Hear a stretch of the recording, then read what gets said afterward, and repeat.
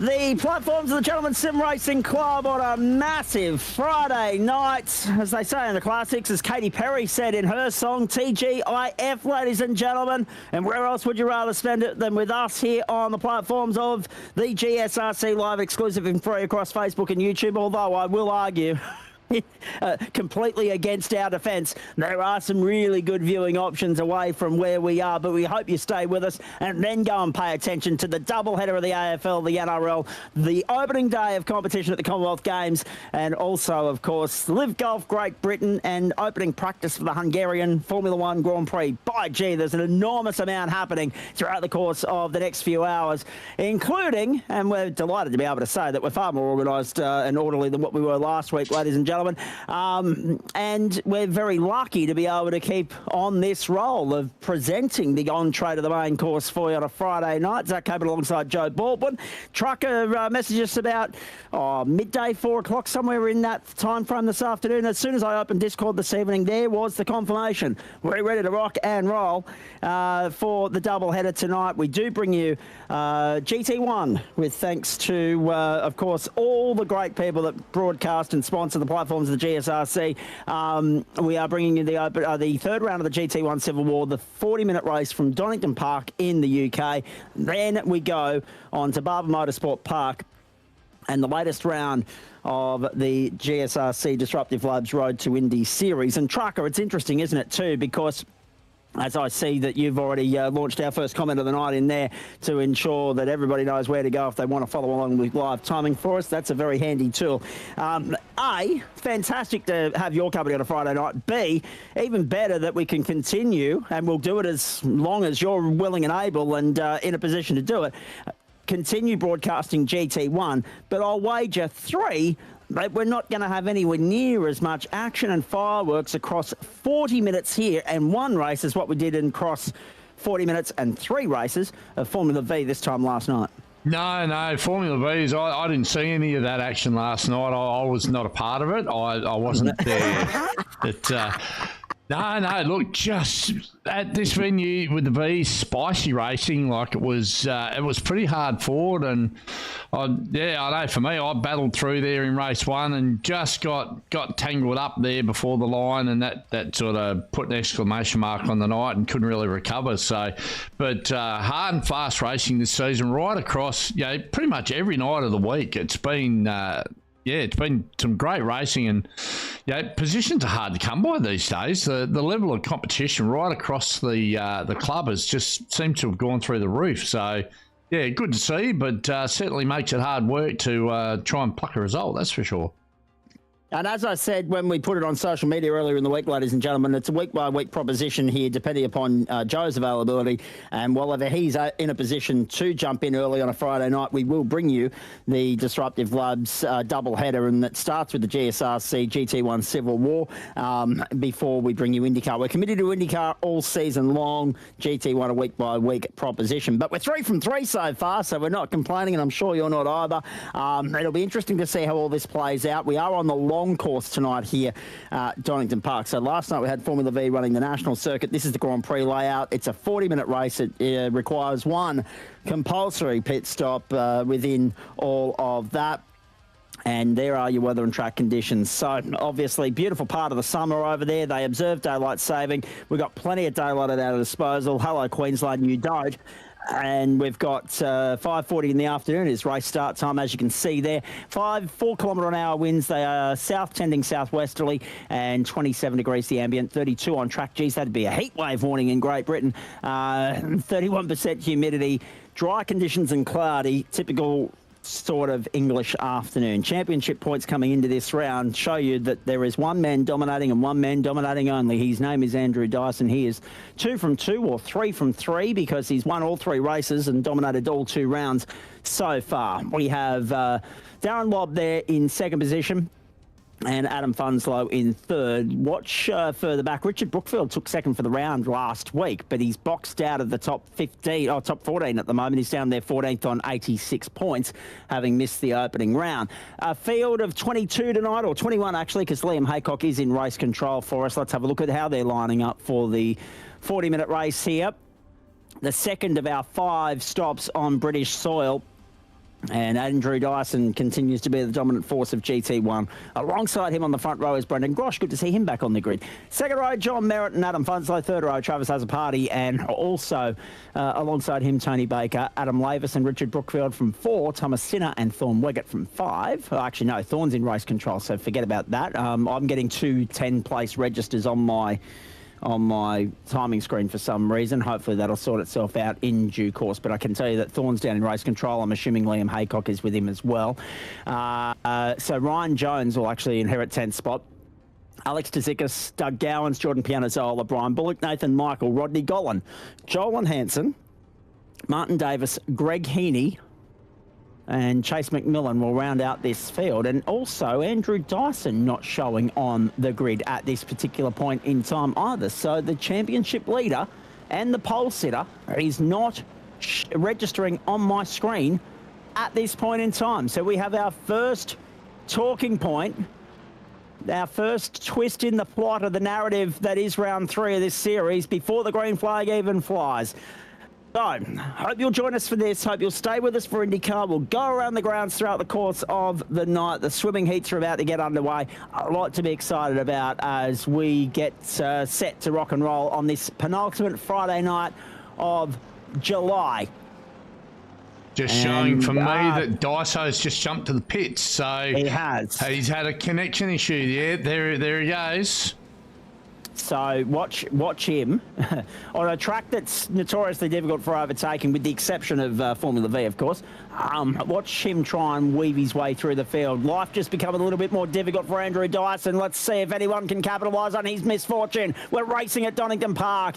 John Merritt on the inside of Brendan Grosh to turn 1, but Grosh will get the run on the outside and lead them through. Funslow and Baker and Hazaparty. Richard Brookfield an okay start, up 2 spots early. Nathan Michael an absolute roaring start. He's up 4 spots to 15th, remembering that +1 was given to everybody at the downfall of Andrew Dyson, who joins from the back of the grid. We're racing in Great Britain. I just restarted SD off the road. Yeah, just restarted the SDK, so hopefully that'll it'll sort itself out. It looks like it has over the side there, so... Yeah, SDK, I was warned. Apparently SDK, they've just had an update and there has been a bit of a bug. So I thought I'd get on top of it early, restart it. But, yeah, been a pretty clean start here for the main part. One couple of cars have dropped a couple of positions. Joel and Hanson's down 3, Chase McMillan down 3. But Andrew Dyson, our pole man. Oh, Tristan Kosh. Trouble. Jonesy. Big trouble. Oh. Jones off the road, so too Tristan Kosh. Off-track alerts lighting up left, right and centre. Dyson's already torn his way through to 21st position. He hasn't been able to... Oh, actually, no, it'll be a lot further up than that because, again, we're getting...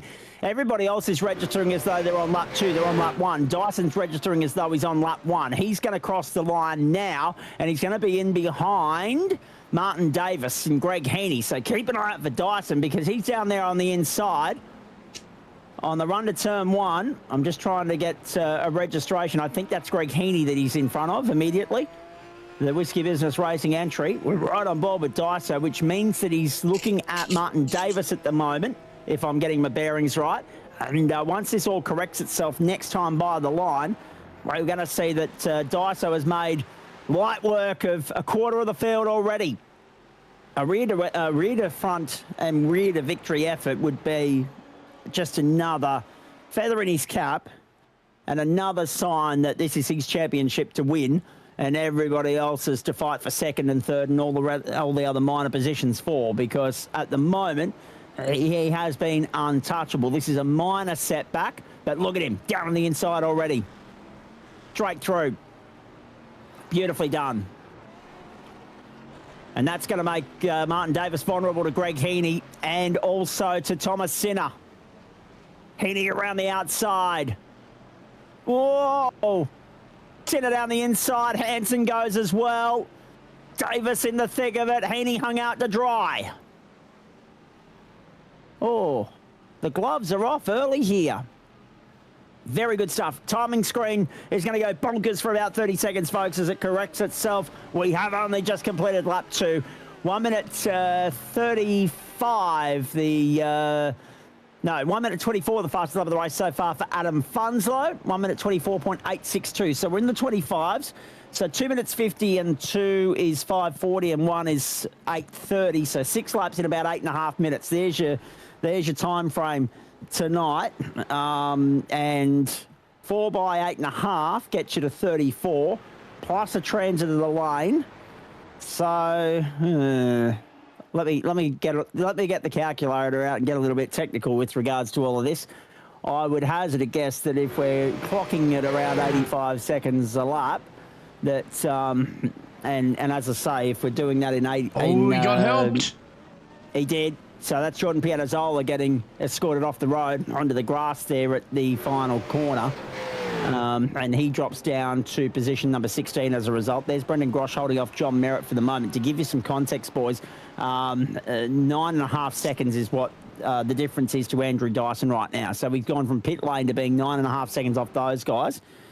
And we're only 3 laps in, so he's on a tear. Alex Tzikis, avoidable contact with Thomas Sinner, but there will be no further action. It's been deemed just that, a racing incident by race control form. We're getting the crew in there. Liam Haycock's with him, and of course we've got Indycar coming up at 8:45 Eastern Standard Time. Stay tuned. There'll be a wheel spin as well. We'll go around the grounds. There's a lot to look forward to tonight.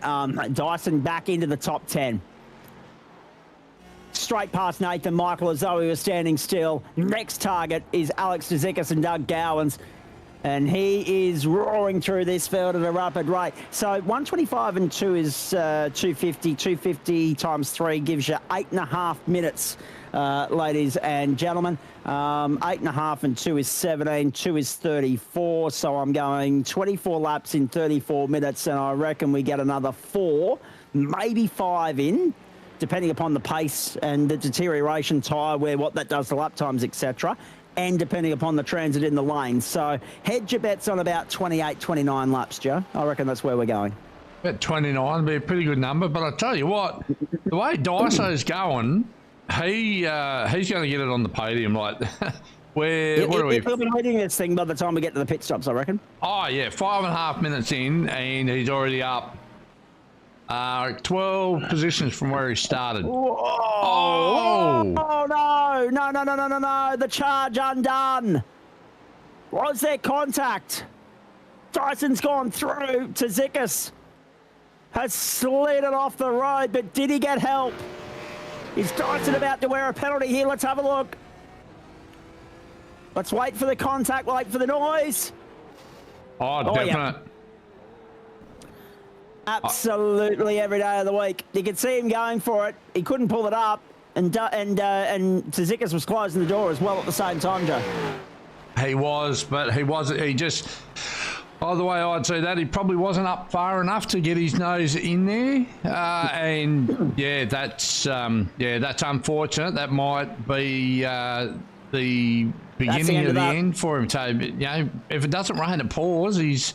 gotten halfway back to the front and had an incident with Alex, who I think might have an invoice to pay for his incident with Jordan a couple of laps ago. So, yeah, he got a penalty. We saw that on the bottom of the screen. He's got a few seconds coming his way, and then the ledger will be balanced because Dyso is going to likely pick up one as well, and that eliminates any possibility, any opportunity. There it is, 10 seconds immediately. So race control have acted on that rather swiftly, and they've told him, sorry, mate, there's your invoice. We can sympathise with the technical glitch you've had, but rules are rules, and there's an extra 10 seconds on top of the time you already lost by starting from pit lane. So, yep, add insult to injury, and it'll be interesting to see where he slides into the equation once the 10 seconds is applied. I mean, obviously, he was well clear of anybody at Sebring a couple of weeks ago. He absolutely dominated that opening round, tore it to shreds. So there's still an outside chance of a podium, but I reckon the top step goes begging.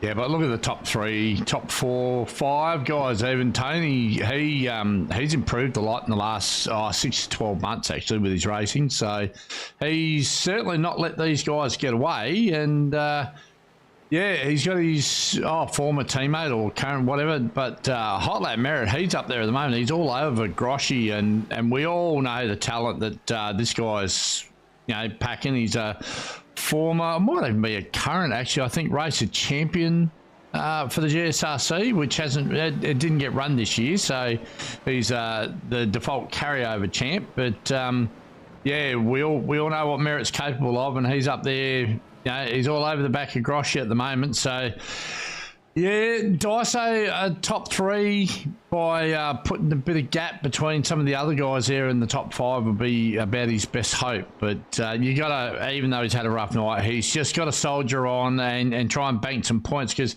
he may also have a shocker later in the season. Road Atlanta or Watkins Glen is one of those circuits that can go straight very easy coming up shortly on the schedule. So he'll want to do his best to bank as many points as he can.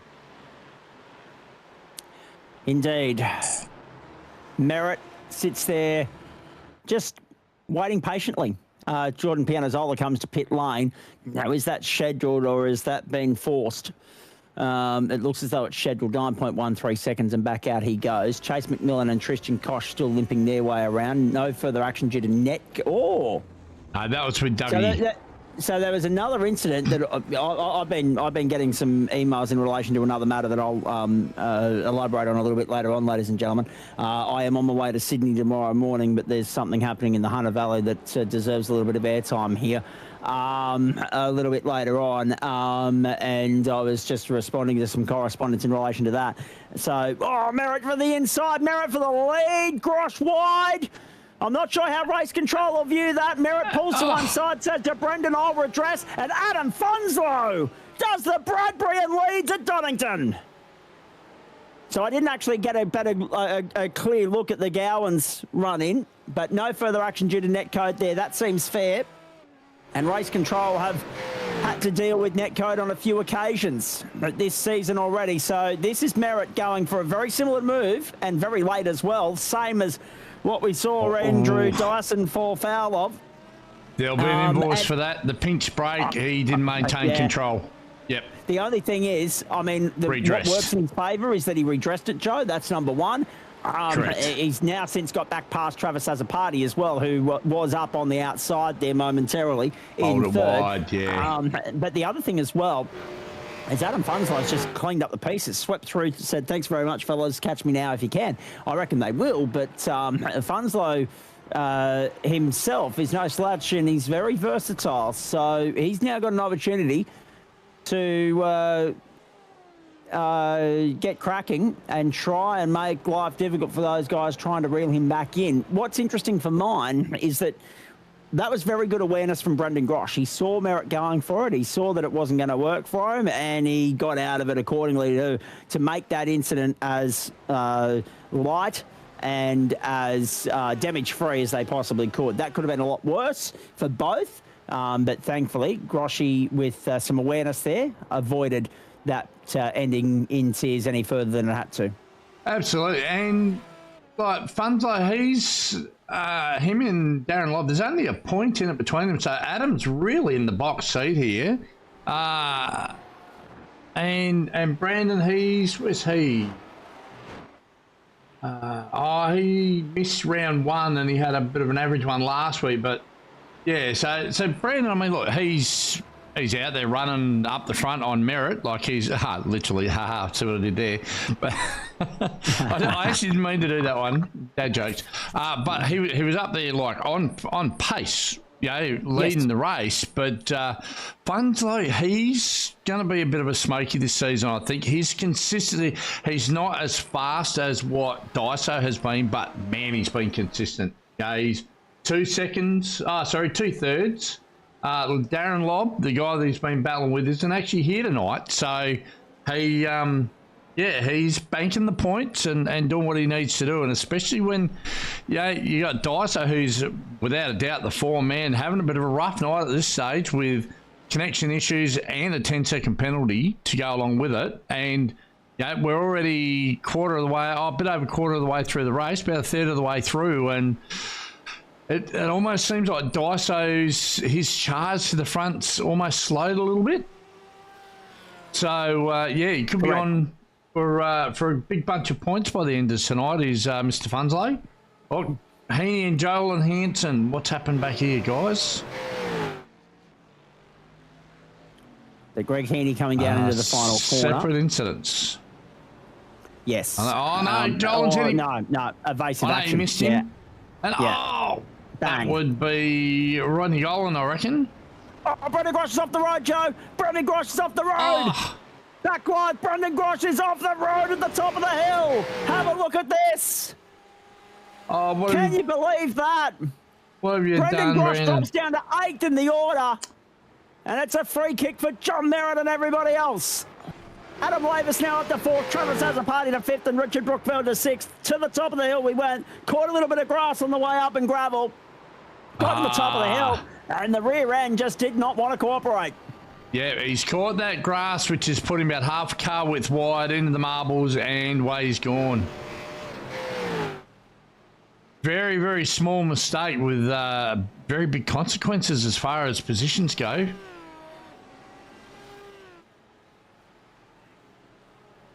Yeah, awkward one for him.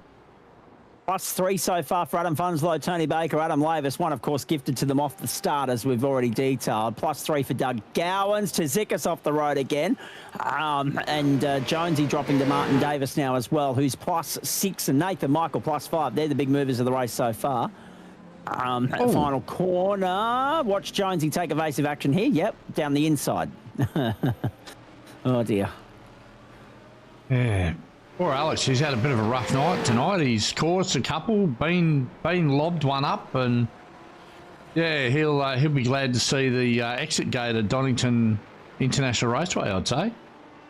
I'd say so, very much so. And as not to put too fine a point on it, but our fearless leader here said that he didn't see any of the action in Formula V last night. That's because he was actually in the thick of it. He was also quite happy to see the back of Donington. Probably, actually, we're back there too soon for your liking, Joe. Yeah, just a little bit. Yeah, the fact trauma setting. Well, who's that? That's venue. That's Piggy Billing, isn't it? And Adam Lavis is no stranger to this either. He's been having some issues with his network connections as well. Yeah. It vaulted him out of the Formula V race in Heat 3 last night. So, as he quite rightly predicted when he spoke to me late Wednesday night, he said, I'll get through the first two and then the computer will say no more when we get to race 3. It did exactly that. I did give him an idea. I said to him, change the time on your computer. It seems that at 8:08 Eastern Standard Time, his computer just says, "No, iRacing, you're out." No crash logs or anything, which just makes no sense to me. But I suggested that he should just change the time on his computer before he races and see if that fixes it. And we'll see in about another 30 minutes' time. Change it to Western Australian time, maybe, Joe, just to... Absolutely. Oh, yeah. Speaking of which, big night tonight over there in WA.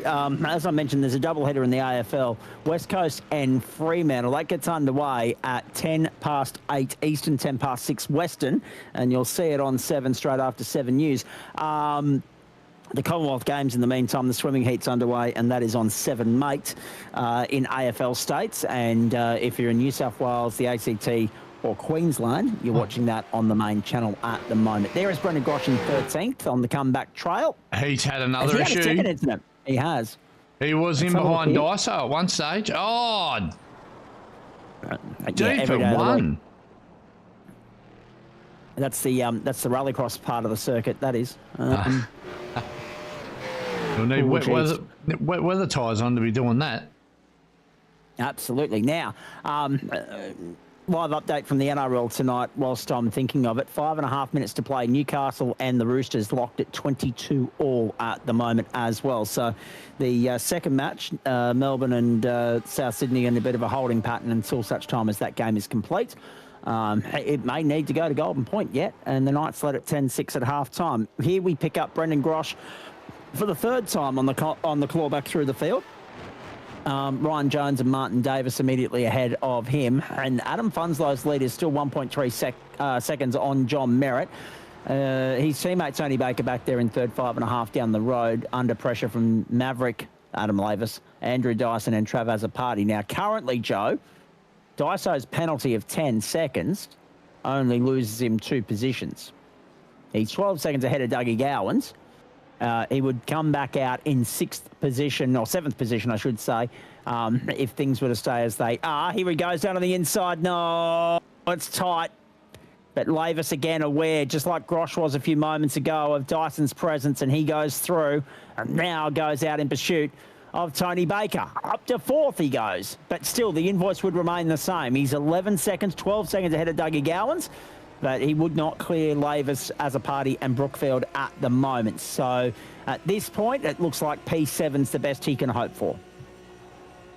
And remember, we're only halfway through as well, so there's every chance if he can, sort of keep it clean for the second half, get a good pit stop.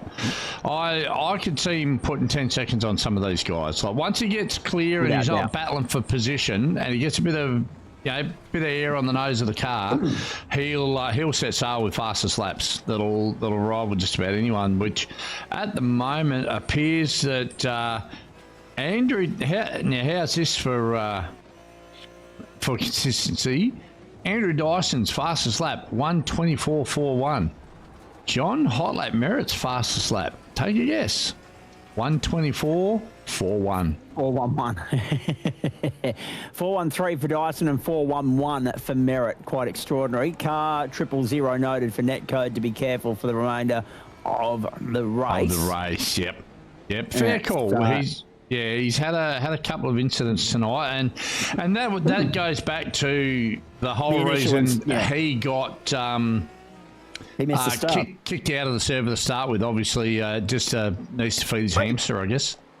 Down the inside and job done. Light work of Tony Baker. And through to 3rd now, Andrew Dyson. Now, it's interesting, Nathan Michael to pit lane. In fact, there's been a flurry of pit lane activity, Joe. So the last few laps, Tzikis McMillan are both a lap down showing at the moment. Kosh is out of the race. But Hanson, Heaney, Bullock, Golan, Pianazola, Davis and Sinner have all been in. Now Nathan Michael.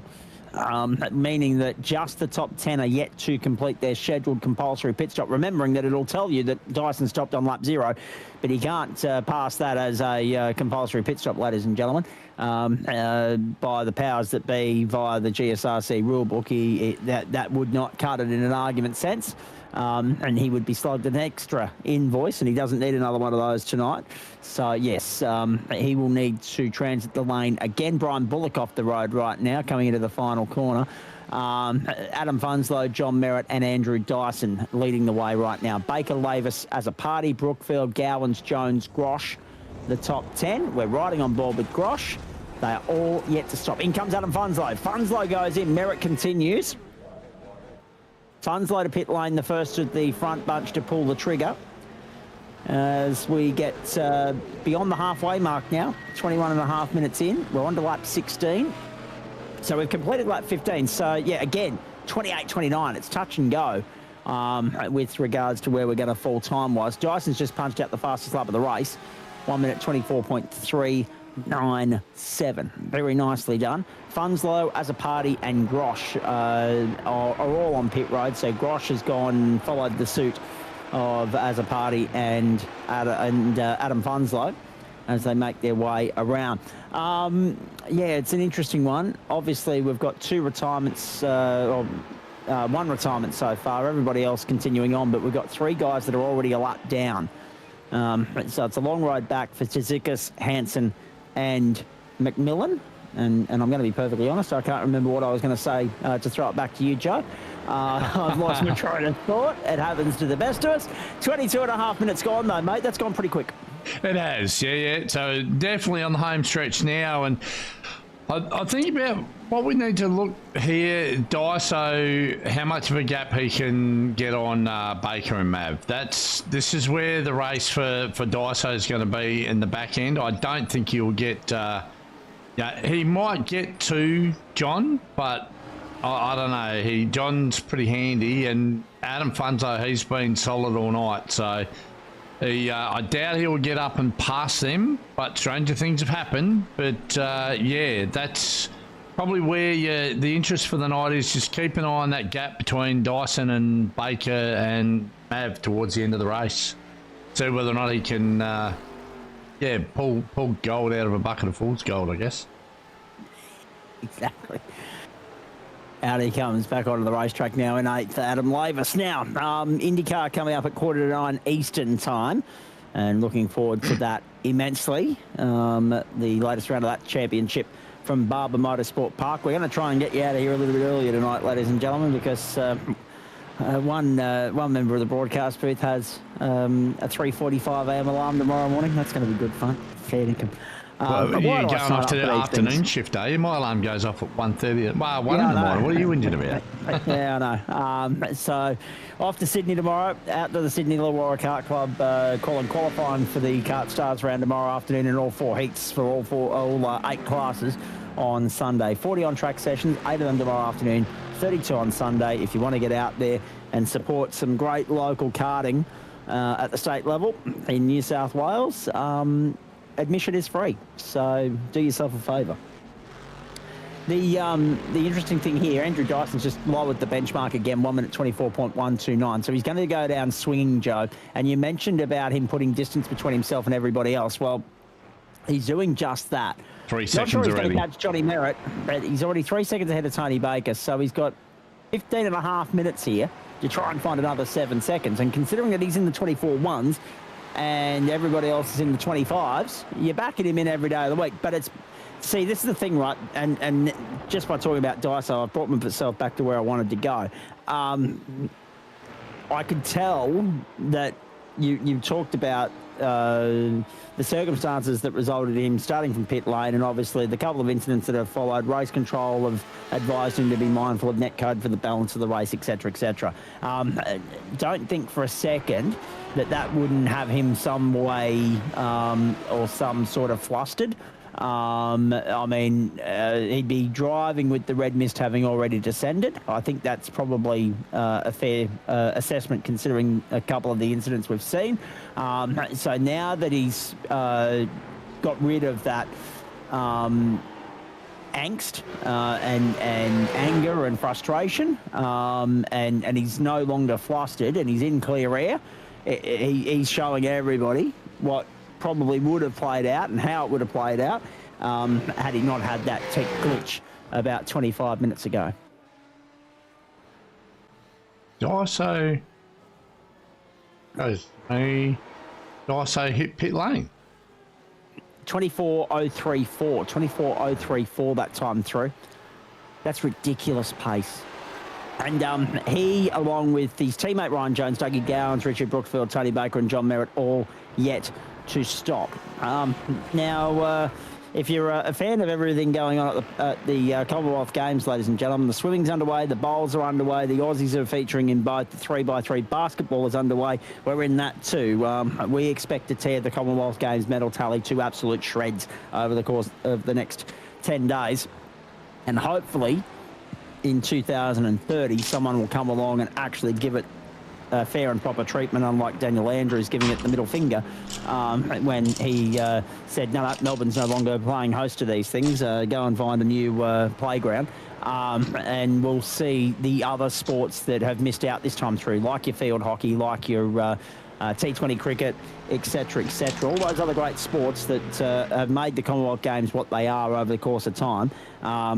Hopefully we'll see them all back on the schedule in 2030, and hopefully it'll be in a part of the world where all the action's going to happen at a time that's friendly to the Australian audience, Joe, rather than when we're all trying to sleep. Here's what happened to Andrew Dyson.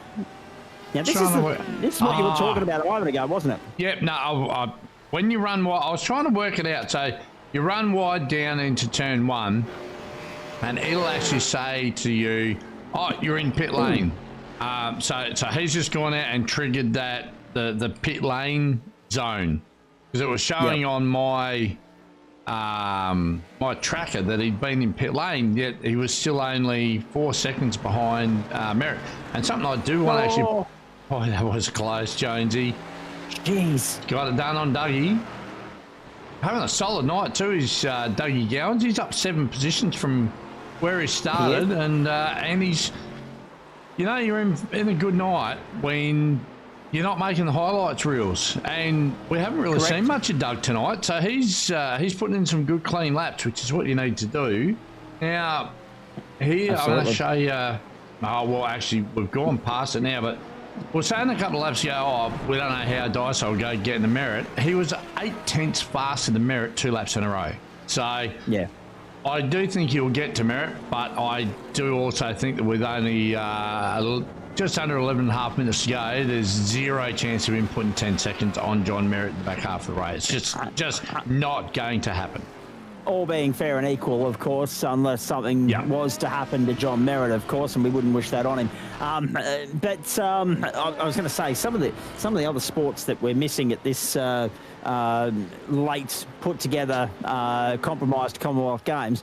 Joe, badminton, beach volleyball, road cycling, no beach volleyball. No beach volleyball, no. And because I'm looking at the list from 2022 and comparing what's there and what's not. Rugby sevens is not on the agenda either, and I don't think table tennis or triathlon are. So it's a very, very skeletal version of the Commonwealth Games, but hopefully that'll change in 4 years' time. I'm just glad that they were able to get it off the ground after Victoria gave it the heave-ho.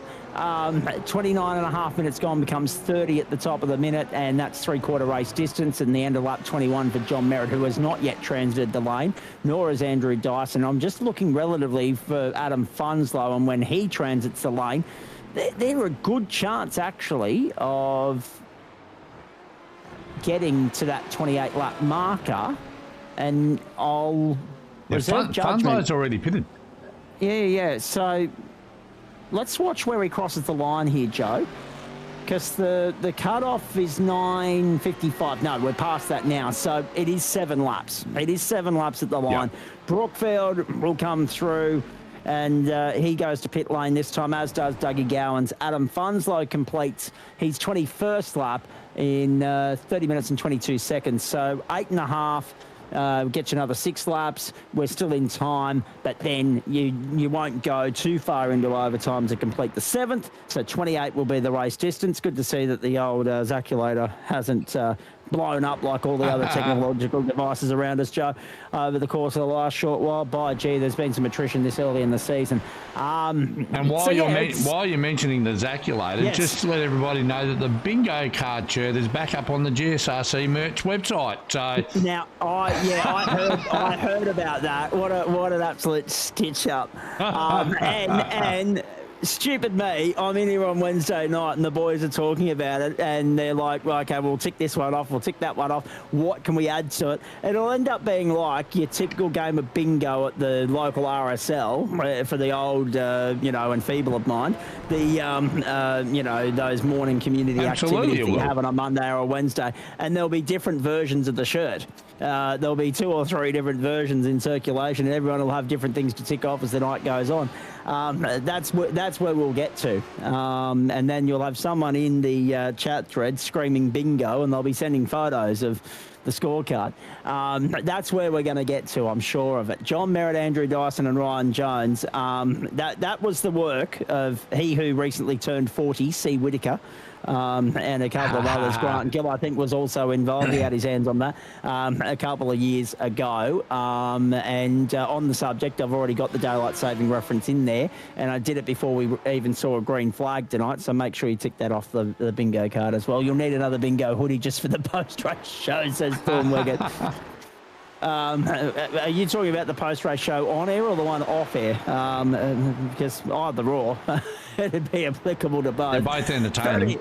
Exactly. 80% of the race distance has been gone, come and went, folks. We're on lap 23. John Merritt leads the way. Everybody has now completed their stops. The field is cleansed, and we are racing towards the checkered flag. Andrew Dyson's margin is 2.9, and as things stand, look where he's going to be on corrected order, Joe. When he gets that 10 seconds, he's only going to drop to Adam Funslow. He will retain his run of podiums, but his winning streak comes to an end tonight. It's an extraordinary performance despite the adversity and despite the incidents. Obviously the internet problem at the start of the race was the catalyst to everything else, because you would argue that none of the above happens without that initial setback. No, it wouldn't have. And he's probably winning the race. Not terribly comfortably, because on pace with John Merritt. Merritt's kept him pretty honest throughout the course of this race. Only, 2/3 variants here and there. But he would be checking out and going for race win number 4 of the campaign. Speaking of keeping winning streaks alive, Ethan Morris will be looking to do that when we go IndyCar racing in about 39 minutes time. 8:45, the green flag there. Since we're going, let's go around the grounds for you as we watch Daiso make his way through the back half of this 24th lap. And early doors, we've got Melbourne and Geelong underway at the MCG, 26.5 minutes into the opening quarter. Fremantle and West Coast about to start. And I can tell you that Geelong hold sway there Melbourne holds sway there at the moment, I should say. I stand corrected. 4:3:27 plays 3:0:18. That is live on 7 Mate in all markets except Western Australia at the moment, or actually on 7 in the AFL states, 7 Mate in the non-AFL states, because the Commonwealth Games is on the opposite.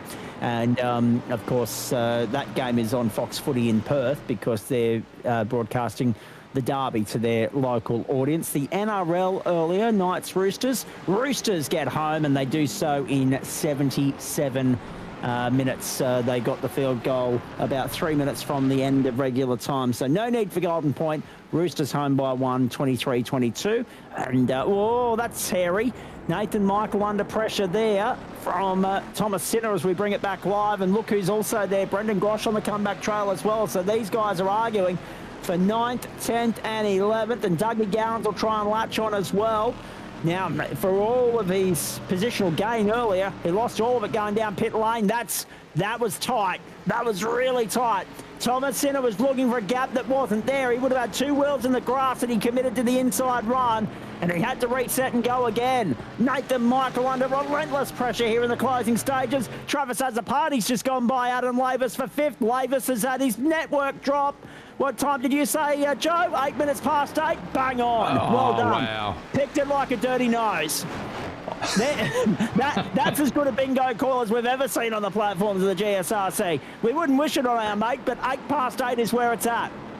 I tell you what, I can't believe that. Impeccable. I wouldn't want to be a Christian fly on the wall in his place right now with the 4-letter expletives that would be flying around that bedroom. I'd give you the red hot tip.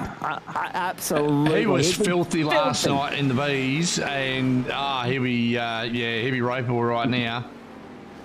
And it doesn't bode well, because if this stuff keeps happening on a Monday night, we're going to have to put the intermission screen up. That's big move, big move. Either. Sinner to the inside. Got by, took Grosh with him. Grosh wants 2 for the price of 1. Draws up alongside Sinner, then tucks back in. 2.5 to go for the race leaders. These guys got 3 laps to go. Michael fighting back on the inside. Grosh now under pressure from Gowans. This is a 5-way fight. Sinner for 8, Michael Grosh 9 and 10, Gowans Pianazzola 11 and 12. Got to find out who his telco is. Probably Telstra. I'm not sure. Given their issues of late. And by the way, that was a weak apology from them as well for the network failure they had. That was weak as you know what. Hey, I got a text message saying they're going to do better. Well, it wouldn't be hard. No, you're right. Look, there's a reason why I went away from Telstra for my internet provider. Go Aussie Broadband. This is not a paid service. No, that is not a paid political announcement from Joe Barber. Adam Lavis, after 53 seconds on pit road, gets back out there, but he's now dropped a lap. So that is the net loss for A. Lavis, and that he is back out there in 7/8, just ahead of Joel and Hansen. But it's very much a case of what might have been. He was on for a top 5 there. And 8 minutes past 8 strikes again for A. Lavis. You're right, it might be a time zone thing. He might just have to. He might just have to change the time on his clock, on his PC. Now that is a very sensitive issue in my part of the world, Joe, talking about clock changes and whatnot. But I thought of that as it was halfway falling out of my mouth. Oh bloody hell! Here we go. Get your backpack ready. Oh, dear. On your bike. John Merritt, Andrew Dyson, 2.2 the margin, and Adam Funslow there in third. Tony Baker, Travis Azzopardi, Richard Brookfield and Ryan Jones take us back to seventh. So Dougie Gowans gets a net gain of 0 in amongst all of that. Gowans remains 12th. It's been a hit-miss sort of night, been involved in a couple of incidents. I mean, he's the only... Actually, no, Travis Azzopardi as well. Trav and Doug are the only two in the field with +0 next to their name. No gain, no loss. Tristan Koch out of the race. Brian Bullock out of the race. And we're down to 19 out there. So the numbers have dropped off a little bit this week. But the action... There's been plenty of that, and we'll see the white flag fly this time by the line for John Merritt. Right, so Daiso has got one chance. He has got to be 1.15 seconds quicker than Funslow to stand on the second step of the podium. With that 10-second invoice hanging over his head, so he's down to 1.1. So got to keep it. Yeah, he was 0.9 quicker than Funslow last time round, Joe. So he needs to find something on this final lap. This will be a hell of a send from him if he can pull it off. It's currently 9. He needs a second in half a lap. I'm not sure he's going to be so lucky. Funslow's driven a nice race, a calm and controlled and clean, uneventful race, a very lonely sort of affair for him.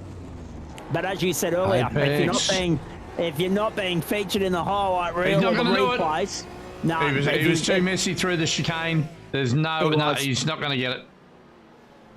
But if you're not being featured in our highlight reel or our replays, you've had an all right night out. John Merritt has been in the thick of it from the start. A little bit of argy-bargy with Brendan Grosh, but in the end, he prevails at Donington Park. And the old Prince of Formula V is now on top in GT1 as well. On the platforms of the Gentleman Sim Racing Club, round 3 of the GT1 Civil War goes to the Aston Martin of Pulse Tuning's John Merritt. And in the end, Andrew Dyson... Oh, no, hang on. Hang on. Are you seeing what I'm seeing? Dyson's done it. Dyson's done it. He has? Dyson's done it. What did Funslow do? Oh, no! Funslow's had a moment on the final lap, hasn't he? Now, what have you done? Don't tell me it's the final corner. Oh, he's had 2 wheels on the grass. And that would have unsettled him all the way to the final corner. No grip. Bang! Can you believe that? That's a weird one. We've witnessed. So that was all through. I reckon the dirt, the grass on the tyre on the left side there. Watch this. He's got 2 wheels in the grass there. On the grass now, gets off the grass and tries to get some grip. No, gone. He's had the grass on the tyres, put his foot on the pedal, and it's just turned right on him. Doesn't want a bar of it. So Funslow comes through, second, slips straight out of his grasp on the run to the finish line. And Rodney Gollan is lighting up as though 14th is the new first. Sorry, that might be a bit harsh. There it is for you, ladies and gentlemen. You wouldn't fair dinkum believe that, would you? No one saw that coming. I mean, everyone will see a John Merritt victory and think, oh, yeah, that's just typical hot lap doing typical hot lap things because, I mean, he is, you know, the cream of the crop in Formula V and he's very competitive just about in anything he jumps behind the wheel of. So to see him on the top step of the summit is not really a surprise, but it brings to an end the winning run of Andrew Dyson. So John Merritt, if anything, can tip the hat to... the fact that, and this is another one for your bingo card, ladies and gentlemen. How often have I said it, Joe? First world country, third world internet. And right there and then is another example of that. Dyso's network just saying, you can start from pit lane, son. Good luck to you. We're not going to talk, right? We'll have to see whether Daiso and Mav have got the same internet provider. Yeah, most likely. And then Tony Baker, Travis Hasapati, Richard Brookfield, Ryan Jones, Thomas Sinner, Brendan Grosh, Jordan Pianazola, and Nathan Michael, Doug Gowans, Martin Davis, Rodney Golan, Greg Heaney making up the top 15. I've got a text message coming through at this time of the night, which is very rare for me. Oh, that's all right. It's only Mum confirming that she's happy to have a chat with me when I get to Sydney tomorrow, because I said, when are you clear of work tonight? She said 7:25. I was sorry, 7:15. I said, well, that won't work because I'm working at 7:25. So there you have it. 1.7 seconds in the end, Merritt over Dyson, and that was a really good recovery from Dyson. That'll become 11.7 on the stat sheet, obviously with the 10-second invoice. But the get out of jail free card there for him is that it is second. It was looking like third every day of the week until Adam Funslow's had that weird moment on the run to the line, and really didn't have to run the risk of going to the inside of lap traffic. If he'd had been on the blower to said lap traffic, he could have gone straight up the outside far more cleanly, but never mind. It's history now. Talk about dominance, though. Have a look at that top 10. Aston Martin, bar Richard Brookfield. Everybody else in an Aston. Richard Brookfield, the only Chev in the top 10 in that round of the series. So the British circuits are being dominated by the British manufacturer at this point in time. And John Merritt joins Andrew Dyson on the winners list in GT1 Civil War action as part of Term 3 entertainment on the platforms of the Gentleman Sim Racing Club in 2026. This is week 3. It is night 5. I'll alert your attention to the swimming that's underway in Glasgow as well. So this is one of those nights, ladies and gentlemen, where we really wish we were broadcasting. Remember when we were sponsored by the great people at the Walbundry Hotel? I do. I would love to have been able to broadcast from down there tonight, because we would have had the sports bar set up with the 2 AFL games, the 2 NRL games, the bloody Tour de France, the Live Golf, the Commonwealth Games, and the GSRC. Not enough monitors to keep your eye, and not enough eyeballs to keep your eyes on the amount of sport that is on this evening. But in this day and age, you need to rely on more than just power. In order to be able to watch a lot of that, you need a good aerial connection or a good internet connection. And unfortunately, that's a horrible segue to welcome in Andrew Dyson, who's joined us in central commentary now for our post-race show. That could not have been brought on at any worse a time for you, mate. The network issue that you've had, vulture back to pit lane, you start from there, and the trouble only got worse from that point. We argued in commentary that you would have been a little bit flustered, a little bit frustrated, and rightly so. The red mist would have descended. You charge back through the field beautifully. You get second. You get, even with a 10-second invoice, you're involved in a couple of incidents. You've got netcode warnings left, right, and centre. That is by no means the way you would have wanted tonight to pan out. Talk us through it.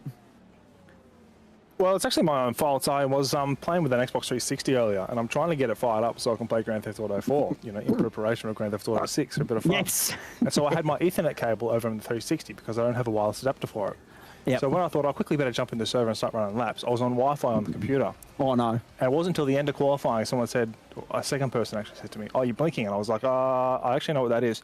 So I quickly tried to fix it. And it just meant that I couldn't get back in the server in time. But wasn't too worried about it. I thought at least I can get out here and try and challenge myself and see how much further up I could get. I expected that Adam and guys like Crotchy would, and even Ryan would be too far down the road. Even John was in here too, of course. So expected all those guys would be too far down the road to catch. But they obviously had some stuff going as well. But yeah, I got caught out somehow. I don't know why the internet's still so bad. It just seems to be not good. And so there was a bit of like a two things at once happening when I came into the last corner. I noticed a lot of cars are running this really wide entry line thing, which is probably not the optimal way to get around. But anyway, it meant that when I was arriving at the corner and just slamming it straight towards the curb on the inside, that I would automatically be aiming for their door every time I got there. So I quickly realised that I had to back way up. And anyway, I just got there one time and I thought I'll have a go behind this guy. Otherwise, I'm just going to keep parking myself every lap. And it didn't work out. I crashed into him. So yeah, my fault. So at that point in time, you pretty much knew that the invoice was coming and the charge back through the field Right had been there, forwarded. actually. Yeah, right there. Yep, right on cue, Joe. Well done. Just to add insult to I injury, knew it was coming. there was another incident as well, which I didn't see, but apparently it was no further action due to netcode. That one with Dougie Gowans. Talk us through that one. Yeah, that I knew immediately that one was a netcode one because I sort of just floated out from in behind him and gave myself a nice line into the corner by coming out the last second. And knew I was close to him at that point. Didn't think much of it. Didn't think there was any sort of netcode issues at that point. And it wasn't until I was well up alongside him and even like getting away from him at that point and just headed towards the corner that the next thing you know, a 4X came up and I saw him go flying off the road. I went, no, that's definitely not me. That's a bit of a bad prediction, I think, there. But bad prediction because, you know, my my PC was probably not uploading my data fast enough or something. I don't know how it works, but anyway, yeah, didn't work out good there. That was not good. No, not at all. However, the charge back through the field, apart from those two little moments, mate, take nothing away from that. That was awesome to watch because even on the 28th and final lap, you're trying to punch out qualifying numbers, and then I'm sure you're aware of it by now, but Adam Funslow's had a moment heading up towards the final corner to gift you second place because it looked like every day of the week he was going to pip you on time by maybe about half a second. So really, second is a get out of jail free card tonight. My bad, I'm on the wrong channel. I was trying to be as fast as I could and try and get the gap to Adam, but he was also pretty quick. So there wasn't. I actually said with 2 laps to go to the boys, I'm probably going to have to settle for third here because Adam was going too quick, and even with that, he was leading the race as far as I can tell. He had so a he's had 15-second pit stop for some reason. Yeah, he might have taken tyres or forgot to adjust fuel or something like that. So yeah, he should have been out front anyway. So I wasn't too worried about it. But then he had that drama at the end, which is a bit of a shame for him. But it's the bonus for me. So I mean, you don't like to take bonuses like that, but yeah, I mean, it is what it is. Absolutely. So Aston Martin continues to be the dominant manufacturer in this series, mate. How do you feel about? I cannot wait for this, actually. I'm sure you're probably feeling the same way. Next week, sprint racing, Road Atlanta. We go back to the United States now for the next 2 rounds, and that should be a beauty. Yeah, there's some for these cars. Yes. They're probably a bit like a GTP, and that you don't want to go near a few curbs there. So we'll call them danger curbs. And there could be some cars flying off them, but I don't know about the Aston being the most dominant car. I mean, the Corvette won tonight, and Johnny said he was on fixed set. So although I was reeling him in, he was on pretty good with the fixed set. So if he gets something underneath him, I'm sure he'll be pretty good as always. Hang on, you've got Johnny in a Corvette. With our timing screen's got him in an Aston. Oh, maybe I was looking at the wrong car, but I mean, I certainly thought he was in a Corvette. I could be wrong there. Sorry. Yeah, no, John's in an Aston. Yeah. I was going to say, if you could get a look at that for me, Joe, that would have been great just to confirm it. Yeah, on there looks like an Aston. Yeah, there it is. So, unlucky Corvette. Well, that's exactly right. It certainly seems to be the way. But more to the point, Road America, we've seen you tear it up to shreds there in the past. You'd be looking to restore some sort of order this time next week? What's it? Road America next week? Is that Road Atlanta? Yeah, Road Atlanta. Sorry, yeah, 2 sprint races. Yep. No, that's cool. Yep, yeah, it should be good. I mean, it's a good little track. Like I said, it's just a few danger curves that everyone will have to be really worried about. Otherwise, should be. I think these cars will suit that type of track because there's a lot of high speed stuff in that first sector, so that'll be cool. Indeed.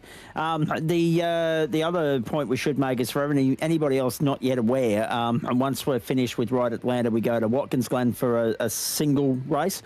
We go to Alton Park for sprint racing, then to Road America for a 40-minute affair, Snetterton 300 for sprint racing, then on to the Daytona Road Course for a 40-minute race, then on to Silverstone for the 60-minute 1 hour enduro. We might be pushing it that night to get on air because we start 15 minutes earlier at 7:15 Eastern Standard Time on grand final night for these guys, because then we go and bring you the Indianapolis 500 kilometre in the Road to Indy series, which we're very excited about as well. Daiso, always great to have you in here, mate. Obviously, bad luck with that internet issue. Maybe look at buying a second Ethernet cable. I'm not sure. It's not that important. I don't want to play 360. It's ancient. Yeah, well, that's true. But I was going to say, a lot of excitement about GTA being on the way. PlayStation fans, I know Xbox have taken the mickey out of this in the recent past, but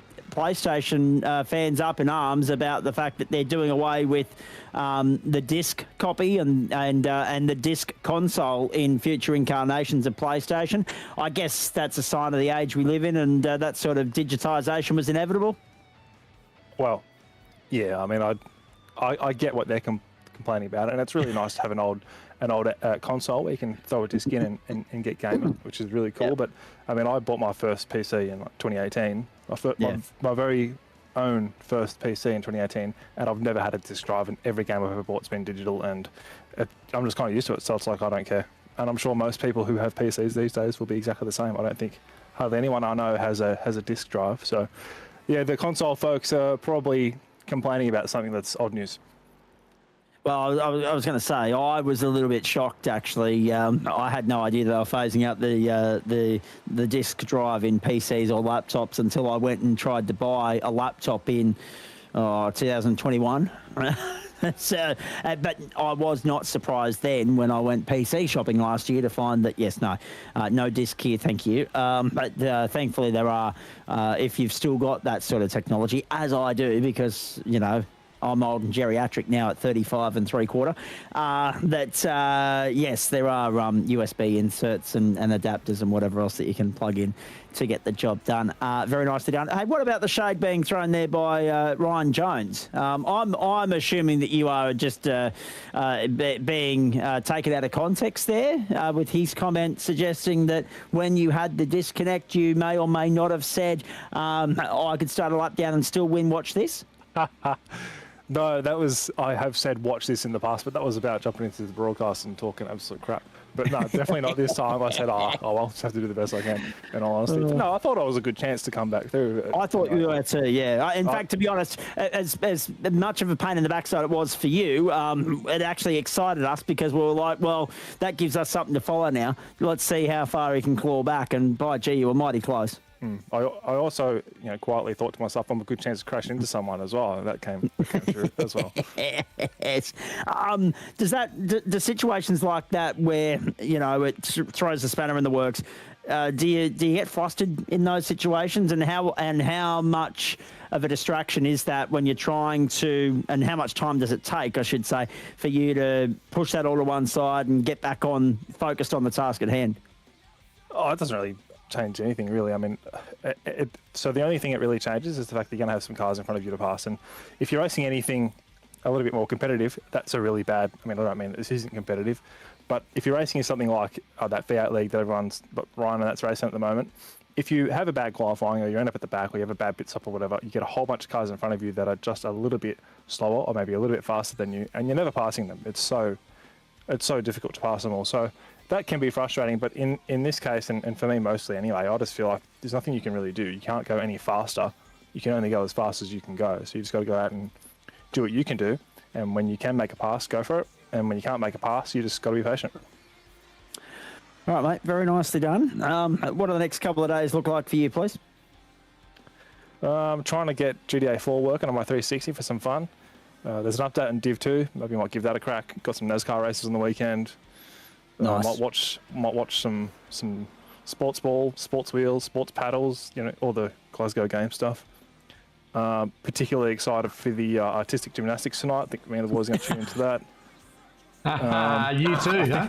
I think it started half an hour ago and it finishes at 11 or 1 a.m. So for anyone out there tuning in. Brilliant.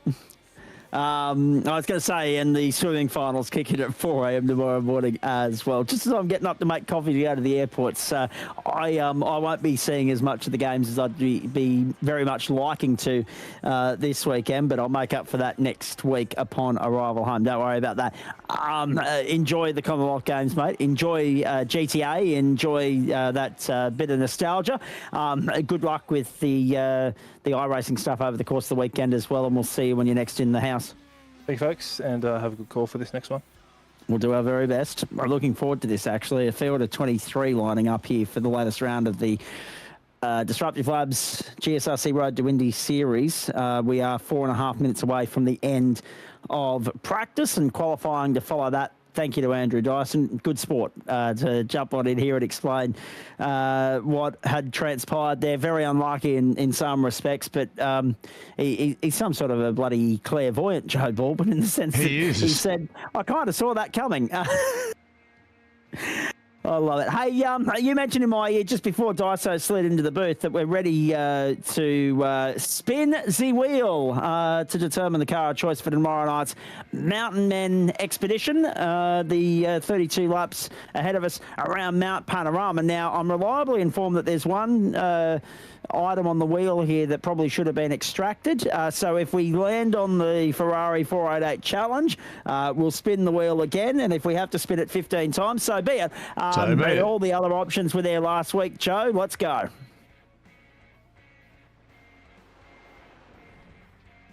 Where are we? Oh, nearly. Oh, nearly. Something better.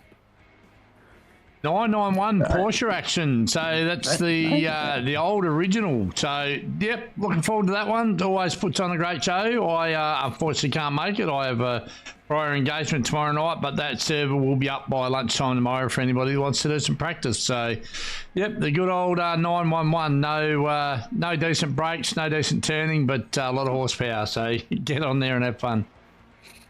Indeed. No surprise to anybody that Ethan Morris is on top of the timesheets here at Barber Motorsport Park as we get ready for the P-Cups. Oh, God, says Jordan Pianazola. He's jumped into the Indycar server now as well, so we wish him the best of luck out there. No surprise that Ethan Morris is on top of the timesheets in practice here for the third round of the series from Barber Motorsport Park. 48 laps is what it's listed as on our run sheet. Well, that was what went out last night. Let me just confirm that. Yes, 48 laps or 65 minutes, whichever comes first. So we will likely finish ahead of time on that one, based on the fact that we're running 69-second lap times at the moment, 68 seconds in parts. So 68, 69 seconds. Should be just on an hour. Just on an hour, but of course we do have a couple of pit stop transits to get through, plus also a couple of laps under caution. So all things considered, we will be between that 60 and 65 minute threshold as we so often are. Last week, brilliant racing at the Nashville Superspeedway. In fact, I'll argue that it was better than what we saw in the real world on Tuesday morning when they came back after the Monday morning rain delay. Let me go around the grounds for everybody. Formula One practice gets underway 9:30 Eastern tonight. We were on air last night and be able to break the news to you that the dates for the Ashes next year have been confirmed. No cricket to report on around the grounds tonight, but of course the swimming heats are underway in Glasgow. Earlier tonight, the Roosters accounted for the Knights in Friday night NRL.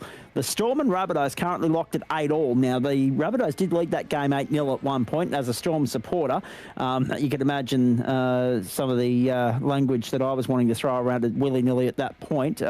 If there were any stones to kick along the ground, I would have been doing so.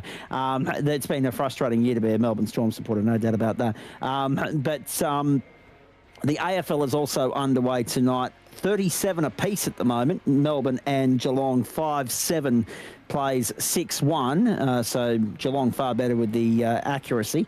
And early days in Perth, Fremantle 2-6-18 lead, West Coast 2-1-13.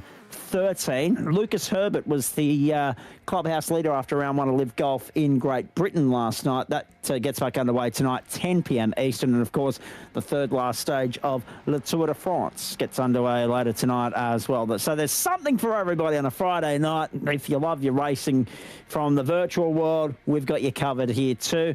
Remembering next week, Remembering next week we've got Monday, Wednesday, Thursday and Friday night to get through for you with regards to our Week 4 offering. We'll run you through that schedule a little bit later on. I won't be here on Wednesday night due to the Porsche Cup Invitational, Porsche Pro Invitational for the ASRG, and of course quite a few of our members lining up there as well. We haven't had a break yet, so we're going to do that. Practice is just about to end here, folks. In fact, you'll probably see that on your screen in a few seconds. Whoa, into the wall. There we go. Done. Drew Collins. Also off track and coming onto the main straight there. I missed who that was. I think it might have been... No, I'm not even going to try and guess it. No. We're going to take a couple of seconds break here, ladies and gentlemen. It's a 10-minute qualifying session. You'll see that on your screen. You'll be able to follow along with the timing totem pole on the left-hand side. Joe and I are going to come back to you closer to the race start time, which is 8:45 Eastern Standard Time. We're going to catch a breath. We'll come back with enough time on the clock in qualifying to run you through the championship points, look at the circuit in more detail, and, of course, watch the cars line up for 48 laps of racing. Hope you're enjoying Friday Night Motorsport, live, exclusive and free across Facebook and YouTube, the platforms of the Gentleman Sim Racing Club. Remembering that we do it with thanks to all those great people that have been scrolling across the top and bottom of your screen. Disruptive Labs, Waste Options, Trophy AI, merch.tgsrci.com and Flash Graphics. Stay with us.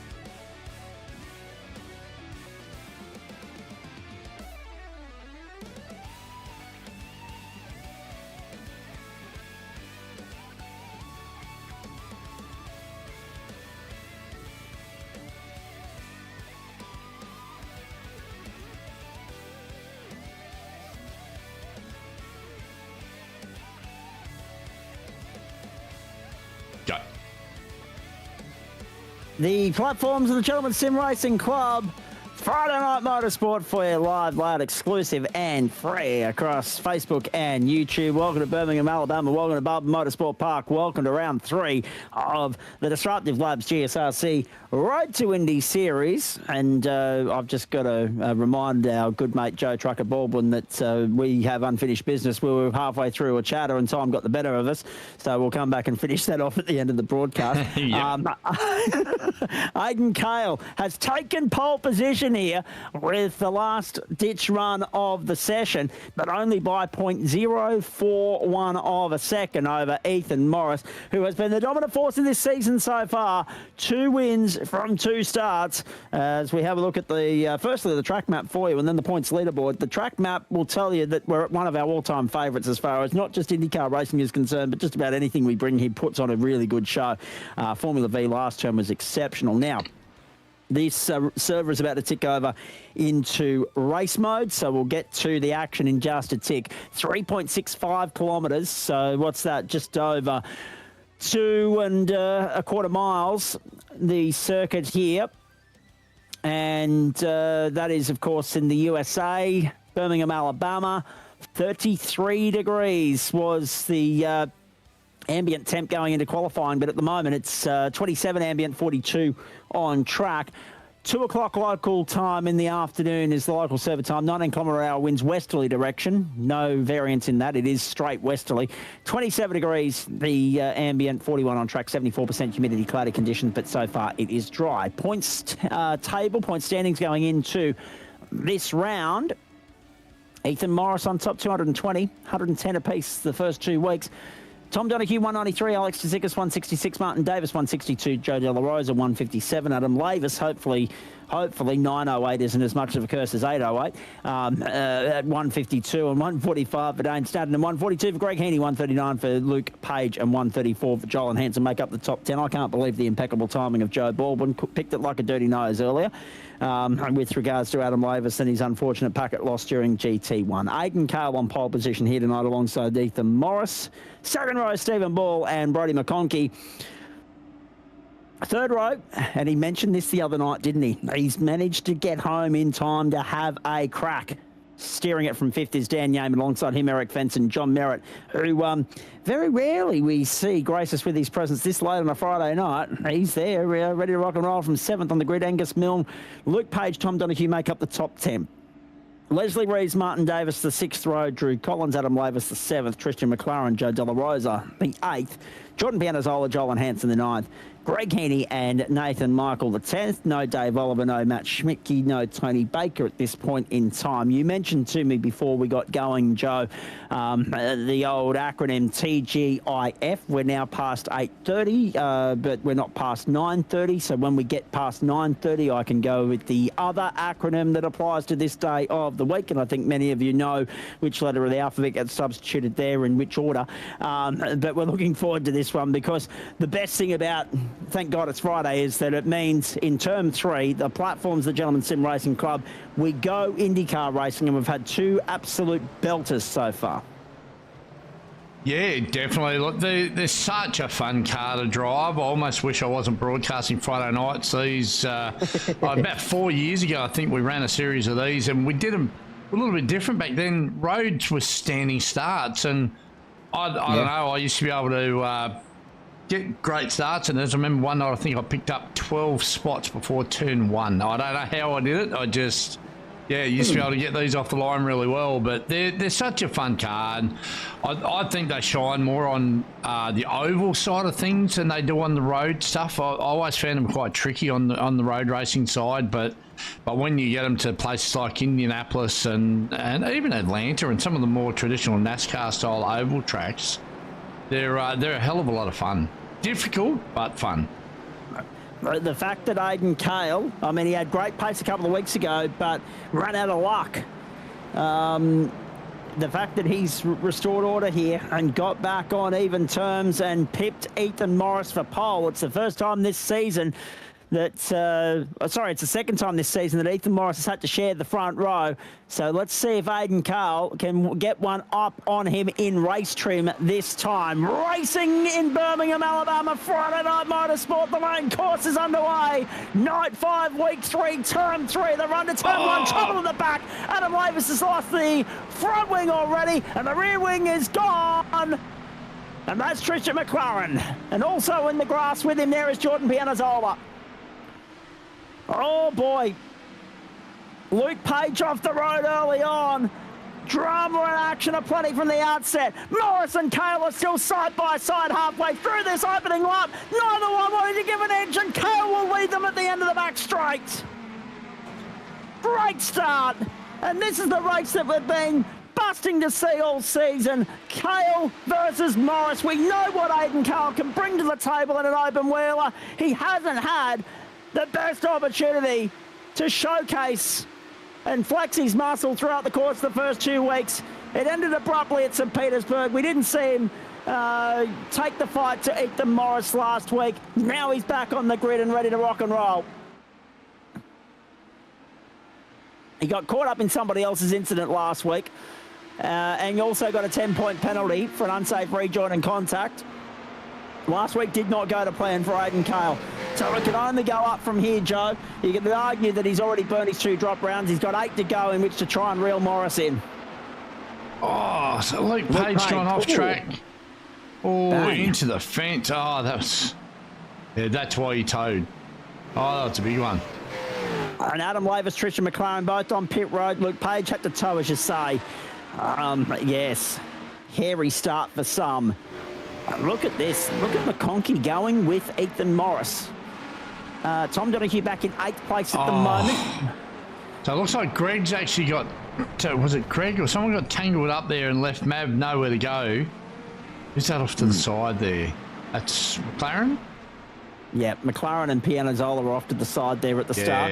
And Page as well. So... In fact, McLaren, you'll probably see him drive by Luke Page there, but with no rear wing, he has no choice but to come to pit lane. So that's going to really wreck their strategy for the balance of the race. However, they will get an opportunity to reset and go again when the competition caution flies. Now, we don't know when that's flying. All I know is it'll be before lap 48. That is race distance tonight for you, ladies and gentlemen. 48 laps on the platforms of the Gentleman Sim Racing Club. Ethan Morris, I'm not sure whether he'd be happy to see Aiden Cale tow him along this early in the piece and pick up that freight, or whether he'd be keen to make a move and get into clear air. No further action. Leslie Reeves, avoidable contact with 6, 7, 3, 54 and 13 on the opening lap. So Leslie Reeves is deemed to be the one at fault for all of that, but no further action, as in he's the chain reaction. And interesting to note as well, no John Merritt. So Merritt's gone out there, set 7th fastest time and not taken the start. So I'm interested in all of that. Move on for the lead. On for the Whoa! They're banging wheels. It's only lap 3, gentlemen. What are you doing? My goodness! Cale not willing to budge. Morris has to reset and go again. And pressure mounting in the form of McConkey as well. Oh, what a start.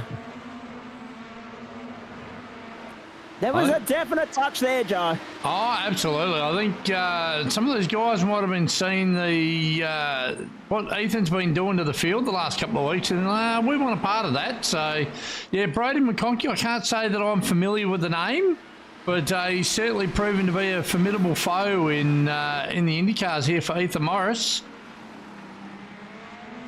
I am familiar, but I'm just trying to remember which sim racing avenue that I've ventured down in the past from a broadcasting standpoint, whether it's an Australian Open Wheel Nationals, whether it's something I've done with SimSpeed or SimShed in the past, as to where I've seen that name before. Seen the name Brady, yeah. Absolutely. Absolutely. So Proline Esports is his team. Rapid Team Rennsport, Stephen Ball. Good to see. Actually, this is really exciting, right? Because like Aiden Cale, Stephen Ball couldn't buy any luck the last couple of weeks either. If he didn't have bad luck, he'd have no luck at all, right? We've seen that already this season.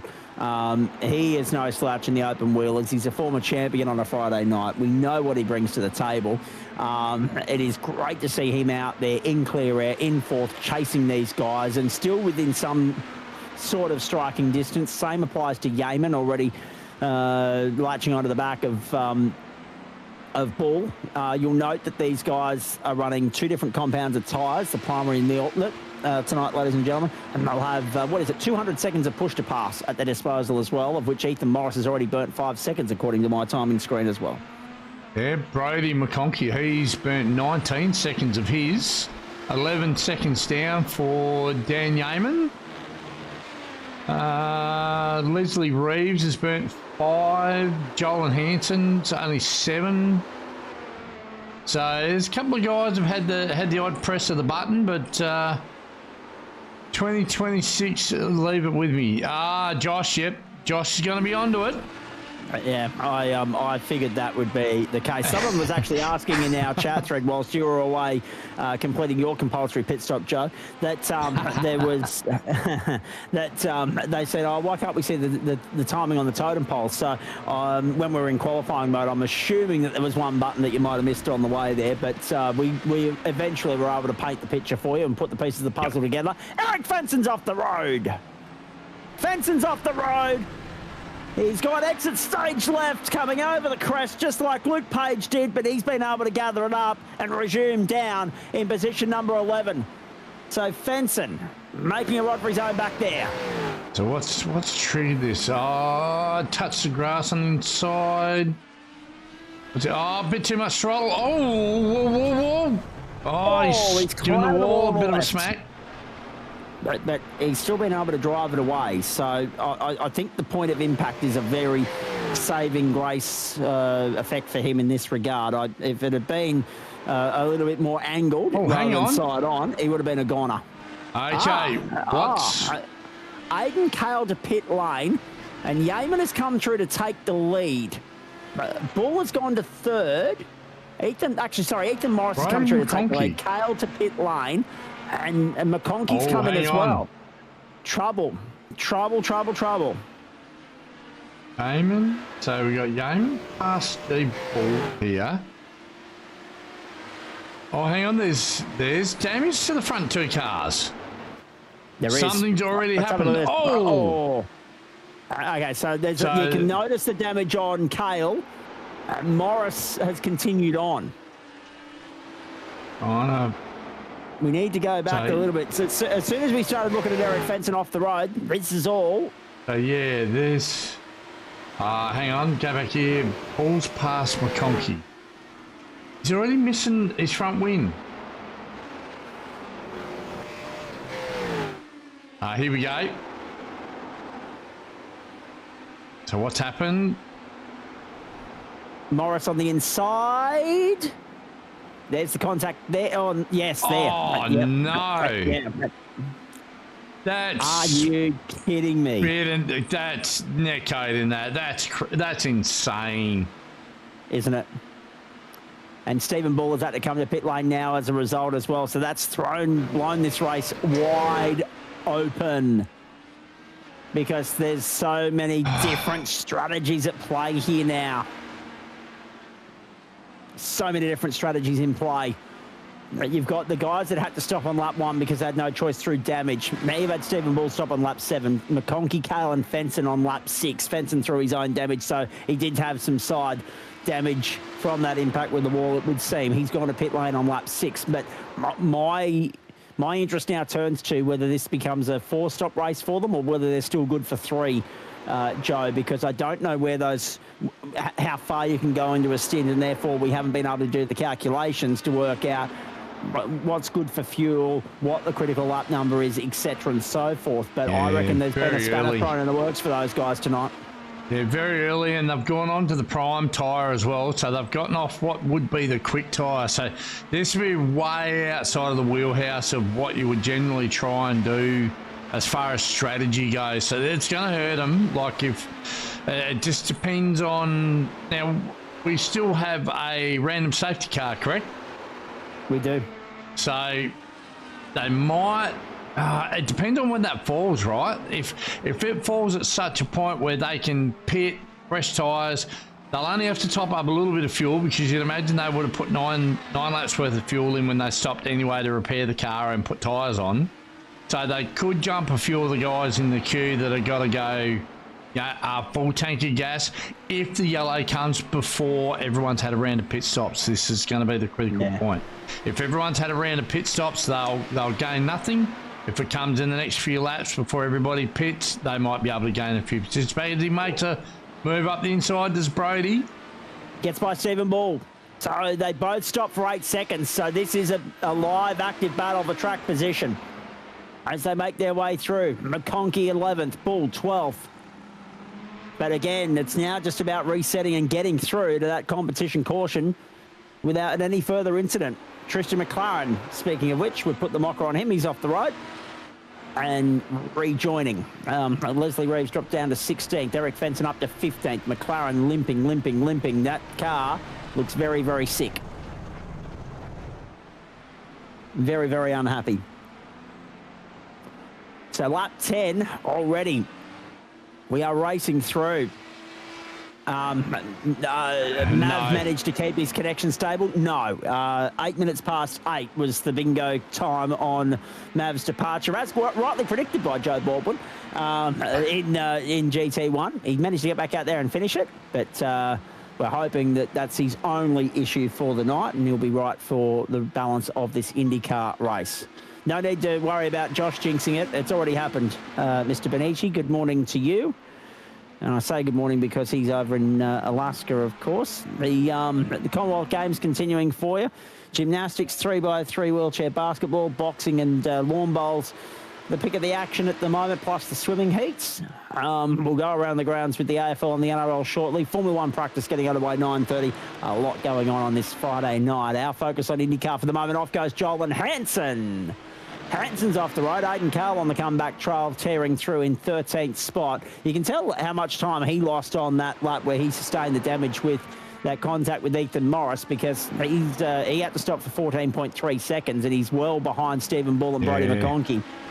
In fact, what's the relative there? 6 seconds, McConkey to Cale. So again, the chance goes begging for him to showcase the sort of dominance that we saw from him in the Formula 3 last term here on the platforms of the GSRC on a Monday night. Oh, too much curve, Jolin. Whoa. Way too much. Yeah, that ain't going to work. Geez, those moments, they get your attention too. Like, just grab the rear and just reloads the car while it's pointing at the fence. Oh, a bit wide for Jordan. Tell you what, he's lucky. Just managed to guide it back on. Never caught any of those curbs or anything. So car stayed stable, no damage. Let's fight on another day as Martin Davis makes his way pit side. Oh, locks a bit of brake on the way in. Dear idea. So Davis to pit lane. He's 6th at the moment, going along nicely. In fact, we're seeing much variance in strategy early on here. The end of lap 12, so we should be, by rights, right, 12, 24, 36, we should be very close to that first round of pit stops. We should be on the cusp of them all playing out. And although the chance might be there, Joe, I don't know what the fuel tank capacity is, but the chance might be there for these guys to stretch it. Watch for Dan Yeaman, because he's pretty cheeky on the whole fuel strap thing. He definitely is. If he can get it to lap 16, game on, it's a two-stopper, right? 16:32.48, and you'll save a bit of juice under the safety car. Forget that, he's in. Sorry, I just put the kiss of death on that, didn't I? And at the end of lap 12, so we're looking at a three-stopper. Absolutely looking at a three-stopper here to Barber Motorsport Park. So what that tells me is Brody McCoskey, Steve Bull, and Aidan Cale are in a world of hurt tonight. Absolutely. Stopped way too early. The thing that can save them, if they're lucky, is a safety car. If it can stretch them out. Oh no, Tristan and Mav. Off the road again. There's been an incident between, I reckon, Tristan and Mav. Oh, and they are together on track. No, they're not. Sorry, my bad. No, that's not Mav. Oh, no. That is. That's why Mav's flashed up. And Mav locked it up because he was running out of room and wasn't sure where to go, whether he was going to be able to go right or left, and ended up having to pull it up so that he could turn it back right. In comes Joel and Hanson, into the wall on the entry to pit lane. That's probably the best place to do it. Yes. And Jordan Pianozola back out onto the racetrack now as well. We're through the first round of pit stops, except for Greg Heaney. Heaney's got to 13. But they are all in a world of hurt because, for mine, that means that we're going to see potentially 4 stops tonight for the race contenders that had to stop early, which probably you would argue does mean that they're no longer race contenders. Depending upon the timing, it's going to be very interesting. The timing of that competition caution. That could make or break some people. That could change the strategy game again, and it has done on so many occasions in the past. And you might see a couple of competitors opt to run the gauntlet there, Joe, because if it fits within their fuel window to not stop, it might be better for them to take the hit during a green flag pit stop. But then again, it very much depends on the mathematics of it. Yeah, look, pitting under safety car is a free pit stop, regardless of, unless you've pitted like within 2 laps, you have to stop during a safety car, or just that extra time that you sit fueling up those, these guys are 6 laps into a stint now. So they're halfway through a fuel burn. So if a yellow comes now, you have to stop. Absolutely, you do. Yeah, and it's all happening. That would throw the thing into the guys that have. They're right in the middle of that window, right? So the guys that, if somebody is going to be within a lap either side of the pit window. So because you got some guys there, so you've got Brody, Bull, and Kale who all stopped on laps 6 and 7. Eric Fenton, Leslie Reeves was on 6 and 8 respectively, and Dave Oliver on lap 8. So that bunch of 6 guys on the next round of stops when they're stopping, so lap 18. Yep. Somewhere around there is when them guys are due to stop. If a safety car comes at lap 17, it's a free kick for them guys, straight up, because 100%. 100%. Yeah, because everybody's going to have to pit anyway, because even the leaders are 6 in, but they'll shuffle back in the queue because then everybody else will have a shorter pit stop because they're only halfway through their fuel burn. So going to be interesting to see how those guys, McConkey, Bull, and Kale, get out of this with regards to the safety car. But Aiden will love it because he's currently 8 seconds behind Steve Bull, and he's absolutely on par with those guys. So he'd want to be racing wheel to wheel, not sitting 8 seconds back. Sean Benetti raised an interesting point there. He said he doesn't mind the idea of a random competition caution safety car. It is synonymous with a lot of our Friday night offerings over the past, be it the Indy NXT, the Indy Pro, the Indycar, the NASCAR, right? Would you, I can imagine the pushback we're going to get on this, and I don't care. I'm going to entertain it because Sean's put the comment there. He's thrown the bait. Would you welcome it in one of our other series, apart from MtnMen, where I know it already exists? Yes. Okay. Yep, absolutely. I think it's... I wouldn't do it in our mainstays, GT3 supercars or Porsche. I would never do it in those. No. But in your, what do we got on Monday night at the moment? The Formula 3.5s, in a 40-minute, like a single race, absolutely. Throw one in there. Like, you don't tell anybody when it is, like same as we do with this race on a Friday night. And we've had random safety cars in just about every Friday night series. Even when we were running GT1s as the mainstay 12 months ago, 18 months ago, whenever it was. You throw that in there and it just adds a bit of flavour to the mix, I guess. You don't want to be vanilla, right? Like, so...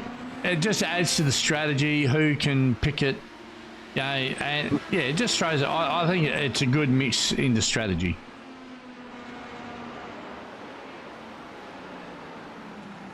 So these guys are fun. Let us know what you think if you're tuning in at home too, ladies and gentlemen. Obviously, you've got Sean and Joe very much in the four corner, but if you're against it, let us know. So another.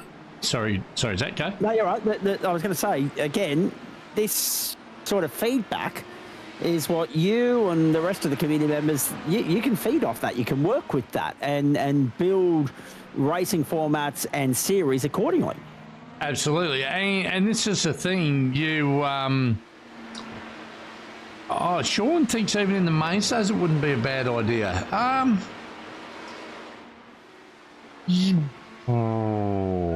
guess that's something you'd have to put a poll to the guys. I think that the level of guys that run in, especially Porsche Cup, I think some of those guys get really salty if you went and threw a random in the middle of it. So just simply because of how competitive it is. Yeah, and you're right, Sean.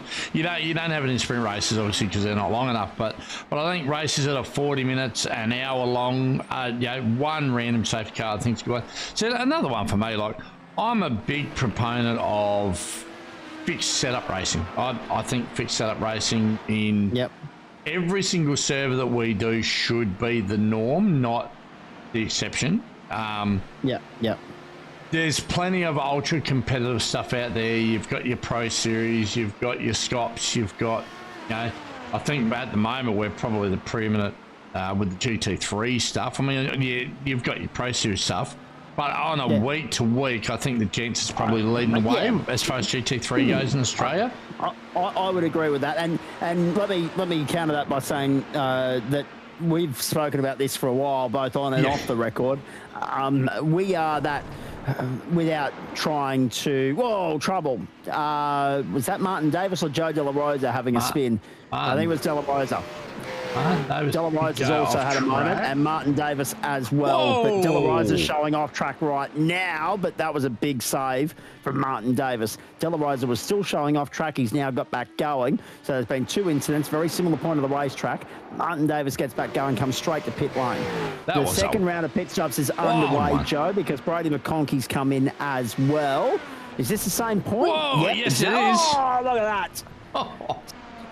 When you get too greedy with a curb, it picks you up and throws you. Have a look at that. My goodness. We've got something very amusing going on in Glasgow at the moment. They've had one of the lane ropes fall out of its socket. So there's a whole heap of officials there trying to work out how to get the bloody thing back in.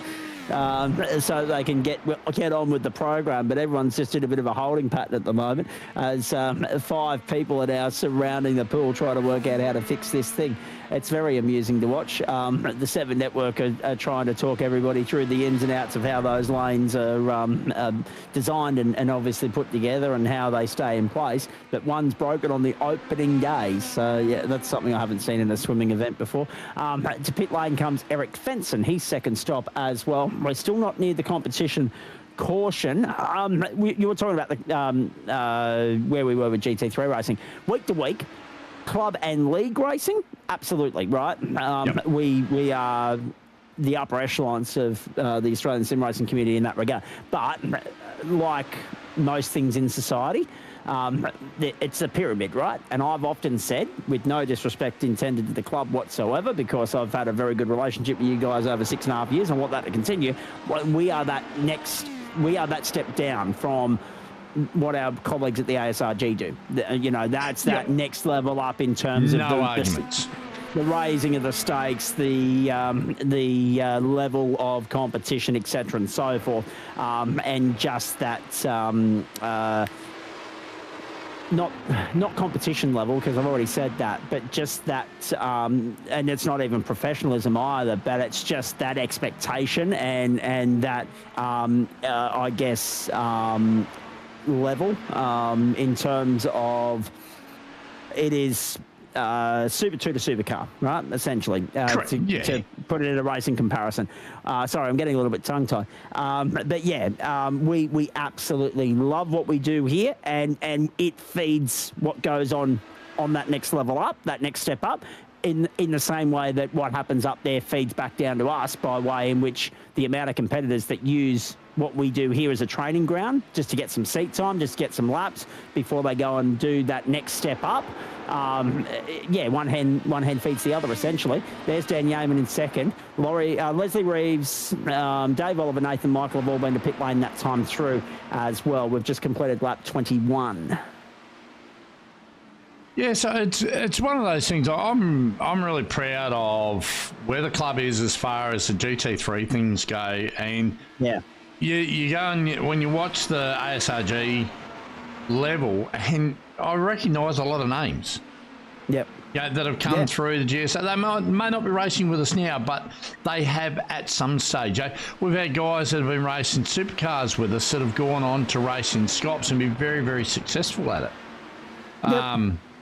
There's a couple of guys that have come and left, and you see the members scattered around the place, but generally a big portion of the Australian sim racing landscape, as far as drivers go, have made their way in through or are still a part of the gents in some way, shape, or form. And you got your mainstays like your Merritts and your Mavs and your I mean, Denchi was around for a long time. I think he might have actually hung his boots up a little bit. Yeah, and he started to come back. We've seen him back there recently, in GT3s. Joe, and it's been very good. Yep. Yeah, and it was nice to see him back in Victory Lane recently. At one point there last term, it was like nothing had ever changed, but everything has changed at the same time. And what he achieved, I mean, we won't see the likes of that again, I don't think, in our time. That was just extraordinary. 13 GT3 championships and 10 Porsche GT3 Elite Split championships as well. The guy was next level, but it spurred everybody on, because they went back to the drawing board and they were like, okay, what do we do that he's done? How do we match that? How do we better that? How do we level that? So it has forced everybody that wants to take it seriously and wants to pursue this professionally and go racing for sheep stations, like what you do in the tiers above. Because let's be perfectly honest here, there's no holds barred once you get up there. It's every man for himself. It's cutthroat. It's relentless. It has to be policed accordingly, but it's not a hit and giggle. But everybody that goes and races up there now goes back to the drawing board and has to put the time and work in if they want to be considered one of, the premier drivers in sim racing in this country. And it's because of the way in which people like Denchi and Hobbo and John Merritt, etc., have raised the bar for the last 6 years. And Ethan Morris is doing similar things here in Indycar for us at the moment as well. Smashing. It's a magnificent start of the season. And he's well clear at the moment, 11.6 seconds. He and Dan Yeaman have spread out completely here, 11.8 seconds to the good. But you can go like a scalded cat now all you like. The safety car will be the great equaliser in this race, and then you have to reset and go again. Only 2 drivers out there at the moment on the alternate tyres. Brody McConkey's burnt half of his push to pass already. He's in 6th place. Nathan Michael, and in comes Morris now at the end of lap 24. So 12. He's got 1 stop to go. And Nathan Michael's the only other one out there on the alternate at the moment. Positions gained and lost. Well, there's already a few drivers out there that are 2 laps down even. Luke Page was 2 laps down. Bill, Donahoe. Yeah. So, I mean, at the end of that lap, I mean, there's a few guys that are going to get their lap back now because Morris has come to pit lane. As Milne, Donahue, Yeaman all come through. McLaren's a clear 2 laps down. Page was 2 laps down. Now it's only 1 lap down. And all the other guys are slowly but surely getting their lap back. They will get that lap back once the caution flies and they get the wave around. But it's an uphill battle. It's an uphill struggle for Tristan McLaren for the balance of the night. Only 20 starters, Joe, so one of our smaller fields so far this season, but the numbers are still strong. Morris from Milne, in comes Jordan Pianazzola now, and Drew Collins as well, the end of lap number 24. 4 for them. Positional gains and losses, 5 for Nathan Michael and Dave Oliver, 5 also for Jody La Rosa, 7 for Jordan Pianozola, 5 for Tom Donoghue, and 6 for Angus Milne. So they seem to be the common denominators tonight. And Angus Milne is... that was a good save. Good save. Angus Milne, we saw him in there last week, and also another one that could have been on for a win had things gone better for him. So we'll wait and see what he brings to the table when he gets a chance to flex his muscle a little bit better. But yeah, it is the way in which we go league racing, but then we go championship racing. I mean, obviously the league, we have our 4 championships within a year, but yes, we absolutely love what our colleagues at the ASRG do, and we love what we do here on the platforms of the GSRC. And it's been nice to work with both over the course of time. Yes, hard to avoid date clashes inevitably along the way throughout the course of the season. And that's why the supercars are a little bit of an interesting sort of minefield at the moment, because you've got guys that are coming and going depending upon whether they've got an ASRG commitment from there. But it's always nice to have them come back and make a cameo appearance. They're not necessarily in championship contention, Joe, but they're always competitive on the night to add something to the narrative and throw a spanner in the works for those that are full season competitors as well. Yeah, one of the things I'm just really annoyed with iRacing at the moment. They Yes. didn't make the supercar bloody hard enough to drive as it is. I enjoy driving it, but That's great. I do not understand how guys are so fast in the things. They're just the previous generation, I could get around okay in it. I mean, I've never been spectacular in it, but those new ones, I sit and I watch the guys that run up the front of those supercars now, and it's just, it's jaw-dropping how fast those guys are. Yeah. And I know what my pace is, and I feel like I'm driving the bloody wheels off the things. And I mean, I know I'm not good in the supercar, I never have been, but to know where my limit is, and then look at these guys that around a place like Chicago, I went and did a few practice laps the other day. I thought, oh, that's probably not a bad lap time.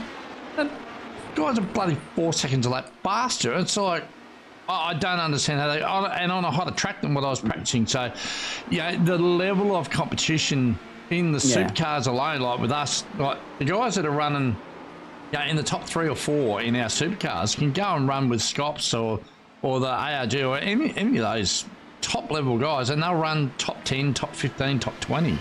Like it's not easy to run up the front in just about anything anymore, as Ethan Morris has proved exactly how hard it is to run up the front tonight. He had a bit of a challenge early on. Here he is 13 seconds up the road from Angus Milne, who looks like he's jumped Dan Yeaman. What is that? Yes, he has. Actually. He has. Yep, and he's gone through just that last lap through. So Yeaman slipped back into 3rd place. Milne there 2nd. McConkey on the comeback trail, but off sequence with these guys. He sits 4th, and he's only 2 seconds away. I'm still waiting anxiously for that caution. I'm waiting for that caution. We know it's coming. Fenson's 10 laps into his stint. We know that McConkey is also on his 11th lap of the stint. Caution flies at Barber. Oi! Rightio, this just got interesting. Really interesting. Caution flies at Barber. Pit lane closed first time through. No one can come in at this point in time, otherwise they'll get whacked over the knuckles. Sean Benici nailed the point that I feel as though quite a few of you would echo the sentiments and sympathise with, in that, yes, they're great until you have to turn them.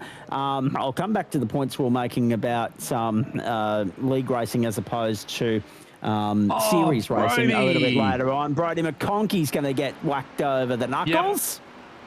Yep. That's a big no-no. Unfortunately, he's come in on a closed pit lane. Now, will iRacing hold him, or will we have to penalise him after the fact? No, he'll get a rear grid. Yeah, he'll get an end of line. So, and I mean, who was up for... He didn't have to stop that lap either, Joe. No, he pretty well would have, because he was... Oh, no, well, he was only 6 laps into his stint. He was only 10 laps into his stint. He stopped on lap 18. And that was the end of lap 28. So he had another 2 at least in the tank. He did. And he's come in there. And he's committed now to a 4-stop. He is committed to a 4-stop. There is no way out of that. But what we do have is that the field is going to be reset and released again, and they are going to all be staring down 1 stop. So, yes. So here he goes. There's your wave around. So he gets his position in the caboose at the back of the bus. Indeed. Now, on that subject, Joe De La Rosa, Joel Hansen, Adam Lavis, Greg Heaney should all get a wave around as well. Luke Page and Tristan McLaren are 2 laps down. I'm not sure race control will be willing to wave them around twice. So they might get a lap back, but at that point, what's the point? Because you're still a lap down.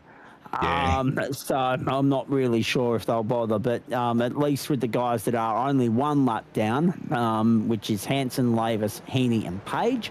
Heaney, Maverick, Lavis and Hansen, that'll be them. So it's going to be an interesting one. Hey, just going back to the point, I think also, I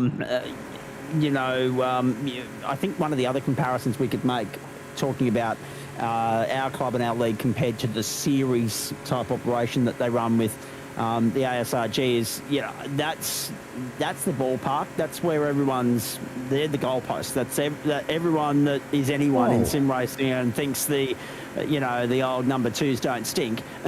They're the ones, they're all aiming to be there. They want to be the next Brenton Hobsons and Damon Woodses of the world. They want to be in, so that gives everybody something to strive for, like, career achievement unlock sort of thing. If you can break into the field there, I know they've got their qualifying series each year. It's an honour just to get into that, and I say that from a commentary standpoint as well, that I get to go and commentate that on the odd occasion that the boys are crook. But then obviously there's that disappointment that comes with not getting into the main game proper. So they've already got their Super 2 to Supercar equivalent with their qualifying series getting into the main game. But yeah, it's and with it comes, because it has such status in this country and such credibility as well, with it comes a lot of attention and eyeballs. So it's no secret that when we're on air on a Wednesday night, if they're on air as well, we will happily let everybody know that so-and-so is not on the grid because they're off there competing in that. Off doing that. We probably also expect that a few eyeballs disappear with that as well and go over and watch that. And that's the beauty of our YouTube channel. If you miss the action here, and you want to do the double header, you can go and watch them.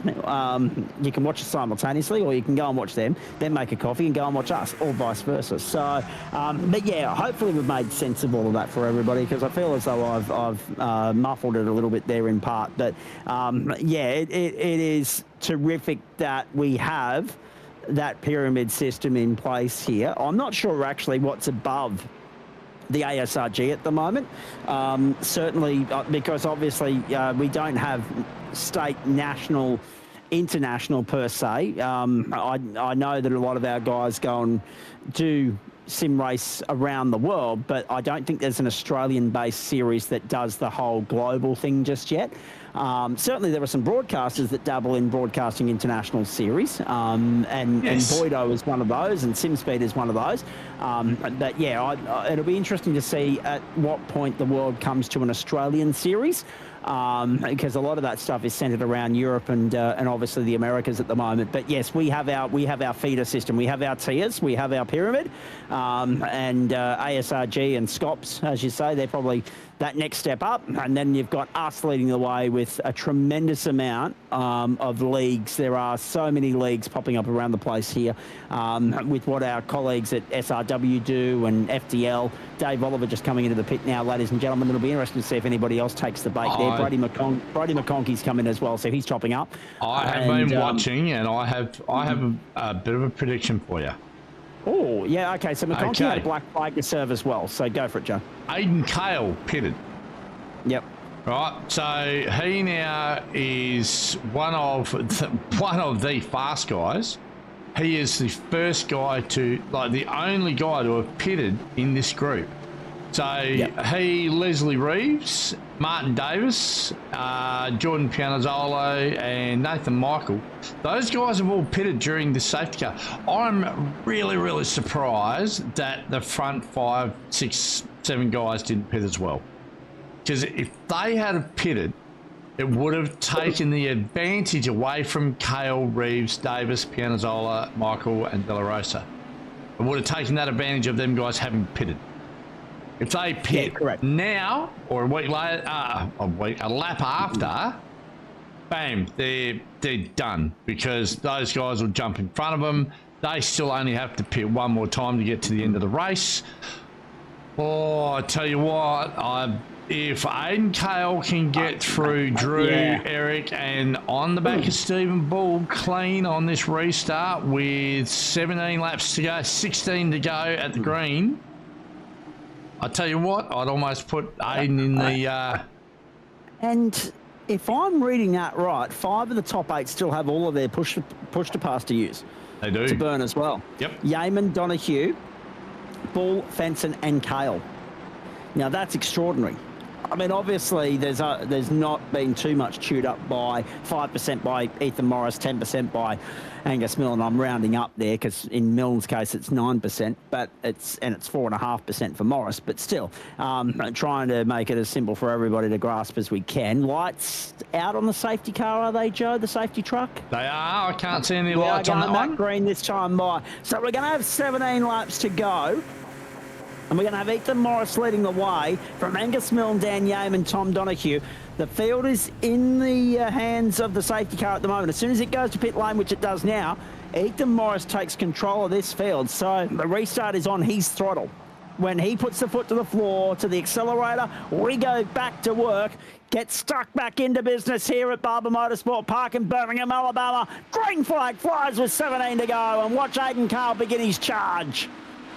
Cale will need to make light work of Drew Collins, and he has done so already to turn 1. Cale up into 7th. It's on, Joe. You're absolutely right. He's going to save a couple of seconds in pit lane.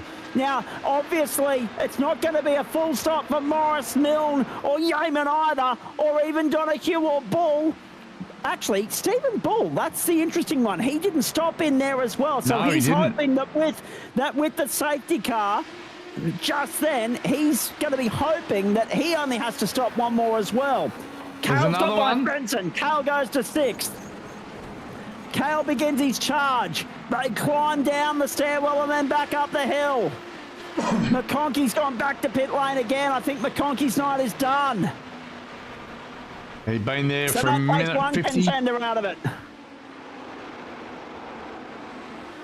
McLaren and Page are still a lap down everybody else on the lead lap. Trouble at the top of the hill. Off goes Adam Lavis. No internet issues there. Hang on. But it's been a night to forget for him, unfortunately. Have a look at this. Dave Oliver. Oh, Mav. I just saw that. Lavis caught the curb, didn't he? He did. The curb that spat everyone out so far. Poor bloke. Oh, dear. Have a look at this. Too much curb. Oh, gotcha. Oh. Just didn't hit it nicely. No, you're not a lone soldier with that one, Mr. Maverick. That one's been brutal tonight on everybody. Absolutely, it has. No, it's not. It's not a full stop for Donahue, Yeaman, Milne, or Morris this time around either, Joe, because they've saved some fuel under the safety car. So they've all been going 12 and 12 so far, but they'll probably eke this out to 13 or 14. This stint, if they wish. But once we get to lap 36, that is the critical lap. Off goes Eric Fenton again! Oh. And that's a big hit. He's on the tow rope and done. Fenson's out of it. Can you believe that? No, that's not Fenton. This is. That is. Oh! Whooshka! Yep. That'll do it. And in real world NASCAR or IndyCar, they'd be throwing the caution there every day of the week straight away. Yeah, that one would have been a ride in the Wambulance, I'd say, that one. Now, I'll tell you what, Ethan Morris, he is just, 2.8 seconds to the good of Angus Milne already. So, pace to burn, and this is what will win it for him over Aiden Cale. So, because Aiden will have a shorter stop than everybody else, but yeah, Ethan putting this gap on the rest of the field should see him good by the end of the race. It should give him enough of a gap. Like the difference in his stop time versus what Aiden will have to do to stop to make it home, he'll be able to cover it. But this should get Aiden well and truly onto the podium. Absolutely. That is a fascinating fight for the final few spots on the podium too, because you've got Milne, Yeaman, Donahue, Bull and Cale all separated by a coat of varnish. Have a look at them. It's a freight train. That is them right there on your screen. Cale at the back of the queue, and just behind them is Drew Collins. So the 5 of them are duking it out for 2 spots on the podium. Some of them are going to go home happy, others not so. But what a comeback it's been, dead set from Aiden Cale. The best of the recovery so far. You're watching Friday Night Motorsport live, exclusive and free across the platforms of the Gentleman Sim Racing Club, Facebook and YouTube. Zach Caban, Joe Baldwin with you. We're 45 minutes and 35 laps in to the Disruptive Labs Road to Indy Series 3rd round race from Barber Motorsport Park in Birmingham, Alabama. And of course, next week this series goes to the streets of Long Beach. And Aiden's threw up into 5th place now. Next target, Tom Donahue. So he's got by Stephen Bull. This is how he did it. Oh, beautifully done down the back straight. Well done. It's got the overlap out of the hairpin. A little bit of pushed it past, Joe. Yep, left Steve, nowhere to go. Job done. All the car on the up, button keep it a fair down. bit in that final stint, I'd say. Yes. Well, he, unlike some of the other guys, they might run it close by doing it, you know, they're going to be due to stop on like this lap, maybe the next, with the safety car, maybe out to lap 38. But they're not going to be able to use a heap of button because of the fuel burn. When you push the button, you burn a lot more fuel. That's right. Aiden has now got the fuel covered because of when he stopped, and the fuel that he's got saved will absolutely cover his push to pass he's got to use. I'll tell you who was also still in the fight, Stephen Bull. Bull is absolutely there. He's only stopped twice. The second of those stops was lap 21. This is the 15th lap of his stint, Joe. So he's surely coming to pit lane this time through. And watch him then rip and tear in the final stint, the final quarter of this race. I don't see any way he gets around for a 16th lap here. And if he does, then you ask the question, well, why weren't we trying to fuel save from the outset to make it a 2-stop race? Yes. This surely has to be the critical lap for Stephen Bull. It is the critical lap of the race. In he comes. And so does Aiden Cale. Clever by Cale. Yeah, absolutely. He's going to stop that undercut from Bull by pitting at the same time. He wouldn't have known that Bull, but he obviously have it in his head like, this is the critical lap. I can fuel up and get home. Tell you what, though, he's running close, and you almost would have gone maybe 1 lap further, but these guys don't know what they're doing.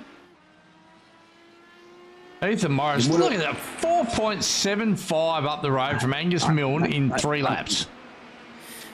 Where are we time-wise, Joe? 9:37 Eastern. Good. I can say this. He is just taking the piss with everybody. Have a look at him. He is 5 seconds to the good, and we've only been in this restart mode. This is the 6th lap of the second stanza of this race, if you like. The restart came at the end of lap 31. So 32, 33, 34, 35, 36. This is lap 37, the 6th lap of the stint. He is absolutely fanging it through onto the main straight.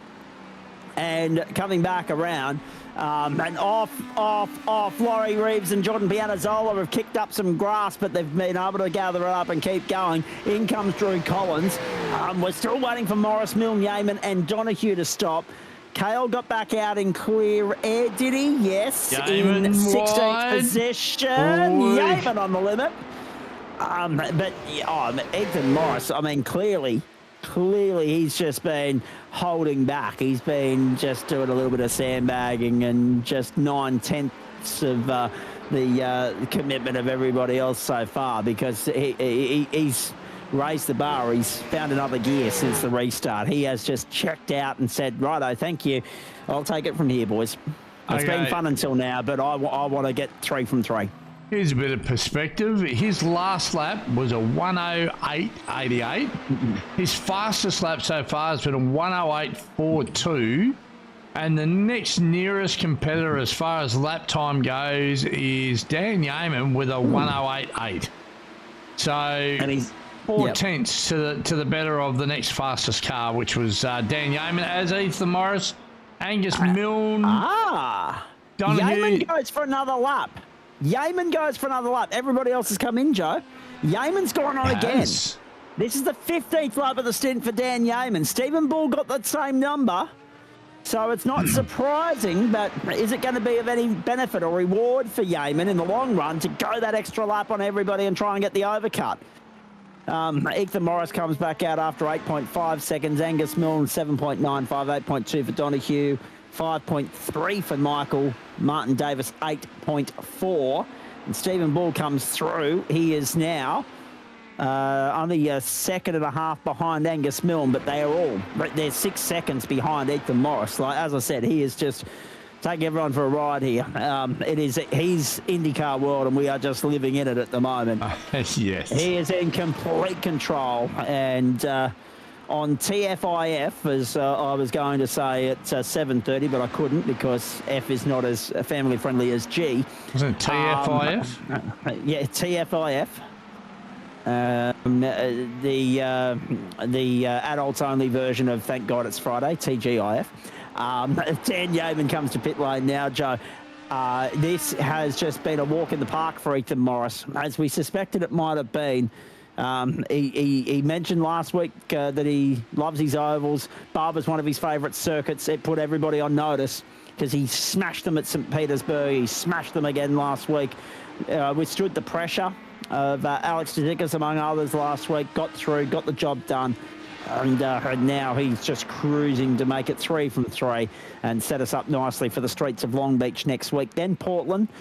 The one I'm looking forward to is the one that we don't visit in the IndyCar series at the moment, and that is the Circuit Gilles Villeneuve, Ville Notre Dame. Then Road America, the Milwaukee Mile, then WeatherTech Raceway, Laguna Seca, and then the Indianapolis 500K. Remembering that our trips to Milwaukee and Laguna Seca tie in, and Portland tie in with when the real world is visiting those venues as well. Aidan Cale, 9th place. So that hasn't worked out necessarily the way we would have liked it to.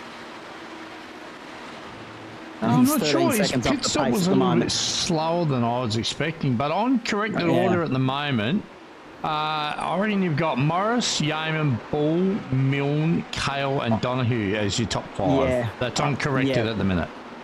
Yeah, I reckon you're right, because Heaney will come out of that, so too Oliver, Pianazzola and Reeves.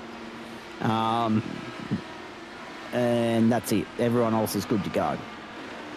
So on that, Cale and Donahue are probably 6th and 7th on corrected order, because there's 4 drivers. So, what you were saying, 4th and 5th. So Reeves, Pianazzola, Oliver and Heaney, 1st, 2nd, 3rd and 5th on track at the moment. Morris, Yeaman, Bull, Milne, Cale, Donahue would be your top 6 on corrected order. And Donahue's now a 2.5 seconds behind Cale, who's closing in on Milne. So Milne's in a bit of trouble here, because Cale's a man on a mission at the moment. Wouldn't have been happy with that damage he sustained whilst trying to argue the point with Morris, and really he was the only one capable of doing that in the early part, and they just had a little bit too much friendly fire. It damaged the front wing of Cale. A couple of other cars got caught up as collateral, and at next minute you've got 4 cars on an alternate strategy for the balance of the night. So that's actually made for interesting reading, because Brody McConkey's out of the race. First and foremost, he's done. Eric Fenson has just gone the old rage quit after that last incident, so he's done out there at the end of lap 33. And Luke Page is still showing a lap and a half down. Tristan McLaren still showing a lap and a half down. And Ethan Morris has just punched out the fastest number of the night, just to put the exclamation mark on this performance. 1 minute 7.887. Dave Oliver now under serious threat here. In fact, look at the 3 leaders who have still got to come and pit, right? Doesn't Morris have an invoice as well, says Sean Benici. I haven't seen any penalties come through. I'll go Can you have a look. look for me, please, Joe? Thank you. Cheers.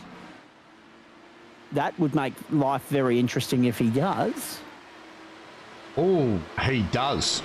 Ooh, here we go. For that Thank you, insert with Sean Aiden Benetti. Well Kale, done. he did. Yeah. So What did he cop? 10 seconds. 10. I didn't think it was 10. 5 maybe. 10 seems, well, okay.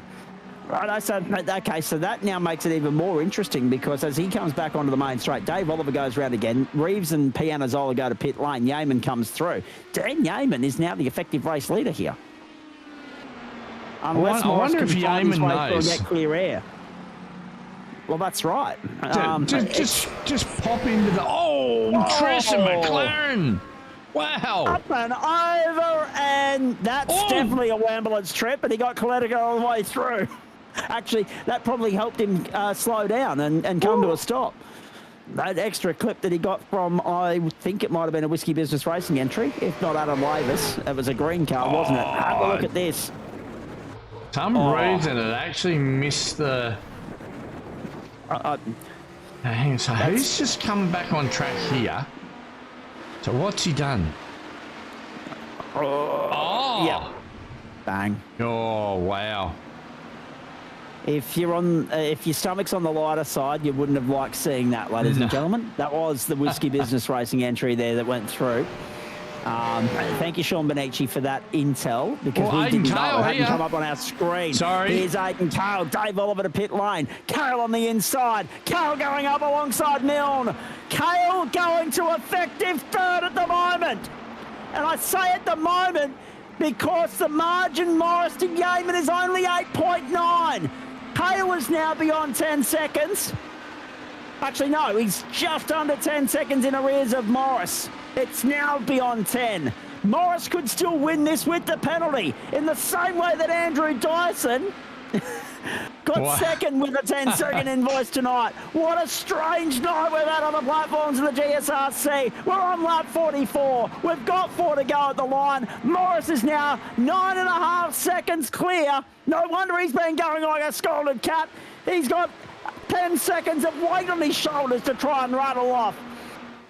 Kale has got by Milne, and Milne is now under pressure from Donahue. Bull is trying to go with Yeaman. Again, Joe, that 5-way fight for second just got a whole lot more interesting, but only 2 of them are going to find themselves on the podium in 4 laps' time. Yeah, absolutely. And I'll tell you what, Ethan Morris has got it. He was 1.2 seconds faster than Yeaman on the prior lap, and on this lap, exactly a second faster. So Morris is absolutely, he took the words out of my mouth. He would be relishing seeing all these guys within half to 3/4 of a second from each other because he knows that the battle's on. Yeaman will be having a look in the mirrors, using his button. So it's definitely on for the minor too. Aiden Kale, he's got 1 more spot to pick up. If he can jump Steve Bull or if something happens. So we got 3 laps for these guys to keep it clean. And I wouldn't want to be putting bets on who's going to be filling out the podium tonight. But I think Morris has got the job done. He's already 10.3 up the road from this squabbling pack. So, he'll let these guys fight for scraps from this point forward. And isn't this a devastating blow to the confidence levels of anybody else in the paddock? Yes. That when given an invoice, he can just wind the wick up and go to a whole different level. He's off the stratosphere at the moment, is Ethan Morris. The fact that he's put 10 seconds on some of our very, very good operators in this discipline, like Yeaman, like Bull, like Kale, who've all tasted success in the past, this is a statement and a half being made here by Ethan Morris with 2.5 to go. And mechanical meatball for Tristan McLaren, that is not necessarily a surprise. I can't imagine why. No. Obviously didn't have a fast repair left at his disposal. Luke Page is there, still 11.5 down. We've lost Fenson, we'll lose McLaren, but if he stays there in the house and stays in the server, he'll get classified as 18th because he is through beyond that 75% threshold, which was 36 laps. That made it really easy with the mathematics tonight, didn't it? Because 25% for your first pit stop, 50%, 75%. That was the critical lap number, Heaney. Oh, geez. Good catch, Mr. President. Okay. Adam Lavis under real pressure here from Jordan Pianazola, Nathan Michael and Martin Davis for 10th as well. So there are two distinct battles going on. The battle for second, the battle for 10th. Everything else, forget about it. Ethan Morris is gone, 11 seconds up the road. 11. So they could have given him a 15-second invoice just to make it interesting. They've given him 10, and he said, yeah, challenge accepted, thanks. Next. You got to do something to make it spicy. Absolutely. Maybe some success ballast in the weeks ahead. I don't know. I don't know what to do. Have a look at them all on the button at the moment, trying to burn. They're pushed to pass, and that's what Morris has done so beautifully here. He's burnt 184 seconds of it. Yeaman still has a lot of push to pass, says Sean Benici. Yeah, but it's not 11.5 seconds to the good for him. He's not finding that the way things are going. 1.1 is the effective corrected order margin at the moment. So if he can find something on the final lap, white flag flies at Birmingham, Alabama at Barber Motorsport Park, and Ethan Morris is on his way home. What a scintillating performance. The tyre wear will also probably be to the detriment. It'll be an anchor and Achilles heel for Yeaman and any aspirations he might have of trying to find that 1.7 seconds now to reel Morris back in. But no, that is just extraordinary from Ethan Morris. Daniel Yeaman in for second at the moment, currently holding off Stephen Bull. Bull's only got 12 seconds left. Cale's only got 5 seconds left. Milne's got 90 seconds left. And Donohue's only got 7 seconds left. So here we go. But run through the final sequence of corners. Yeaman pulls it up nicely. Keeps Stephen Bull at bay.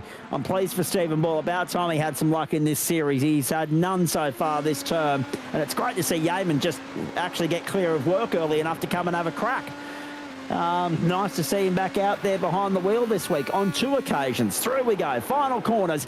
Ethan Morris onto the main straight. It's a hat-trick for him. 3 from 3 to sweep the early rounds of the season in the Disruptive Labs GSRC Road to Indy series, and he smashed them at Barber Motorsport Park in a very different way to how he smashed them at the St. Petersburg Street Circuit in Florida 2 weeks ago. Morris, it doesn't matter whether it's an oval, a street circuit or a road course, a permanent circuit, he finds a way. He's done it again. Yeaman held off Bull and Cale. Cale unlucky on the reverse strat. He was the best placed of anyone that got compromised in that opening stint. Milne, Donohue, Collins, Oliver, Reeves and Lavis the top 10. Lavis edged out Pianazola just. Then Michael, Davis, Heaney, De La Rosa, Hanson in for 16th and Luke Page 17th. And Tristan McLaren will be classified 18th, and that's all she wrote. Get your hands out and smash them together, ladies and gentlemen. That was scintillating. Magnificent from Ethan Morris. And it's a devastating blow to the ego of anybody else in that cohort at the moment in that field. He has just went out there and crushed them in every sense of the word. He's put them on notice and said, look, you guys have got a long way to go if you're going to reel me in. I mean, it could have been a different story had Aidan Cale not been caught up in that and had the damaged front wing, Joe, but we'll never know. Morris, I reckon, already has one hand on the championship.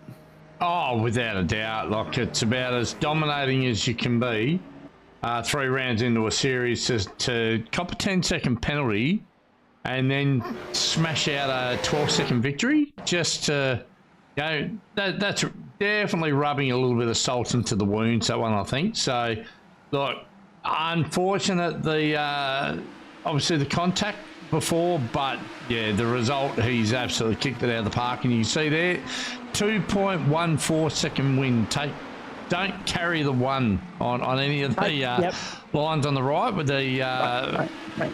Take the 10. In the air with the invoice to Morris, but still leaves him as the winningest privateer in the club at this point, I would suggest. So great drive by Ethan Morris. Hopefully he drops in and has a chat, but while we're... yeah, I would love to hear from him, Joe. 100%. Oh, absolutely. Absolutely. But one person that we do have in the booth is one Stephen Bull. Crack and drive from you, Bully. Yeah, I seem to be a bit of a crash magnet in this series. Early on in races, you do, yeah. Yeah, I sort of came in tonight just hoping to try and convert a podium. Managed that, and yeah, last stint was mega fun, so happy with that one. I've just panned my eyes left and right to have a look at everything else that's going on tonight, Bully, and I'll come back to you in a moment.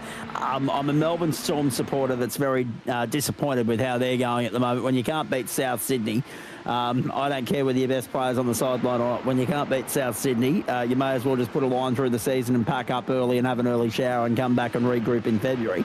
28-26, they're down with a minute and a half to go. They haven't got possession of the ball, so they're done. Put a line through them. Roosters got past the Knights by 1 point earlier in the night. The AFL, for those of you that are wondering, because we haven't had a chance to go around the grounds, Bully, because that last stint kept everybody on their toes. Melbourne 10-10-70 trailed Geelong 13-9-87. And in the West, at halftime there in the Derby, as the score wants to, take its time to refresh there for me. At 25-24, West Coast leading Fremantle. 4-1 plays 3-6 at the moment. You mentioned that early stint, so... thank you to Liam Haycock in Race Control. It says Joe Baldwin, who has gone from being verbal to non-verbal for us. As we continue the post-race show here. Ethan Morris is going to join us now, and I'm so pleased because I cannot wait to get his take on it all. But, Bully, talk us through it, because it was really interesting. Okay, so we had panned and had a look at an incident down lower in the order. I think it was Eric Fenson from memory. Then we've come back and we've seen all hell had broken loose up the front. You've been embroiled in all of that. A few guys stopped on lap 6. You stopped lap 7, but where they've had to go and commit to a 4-stop race, surprisingly, you were able to be a little bit crafty about it, and you've managed to still pull off a 3-stop strategy. How did you manage that?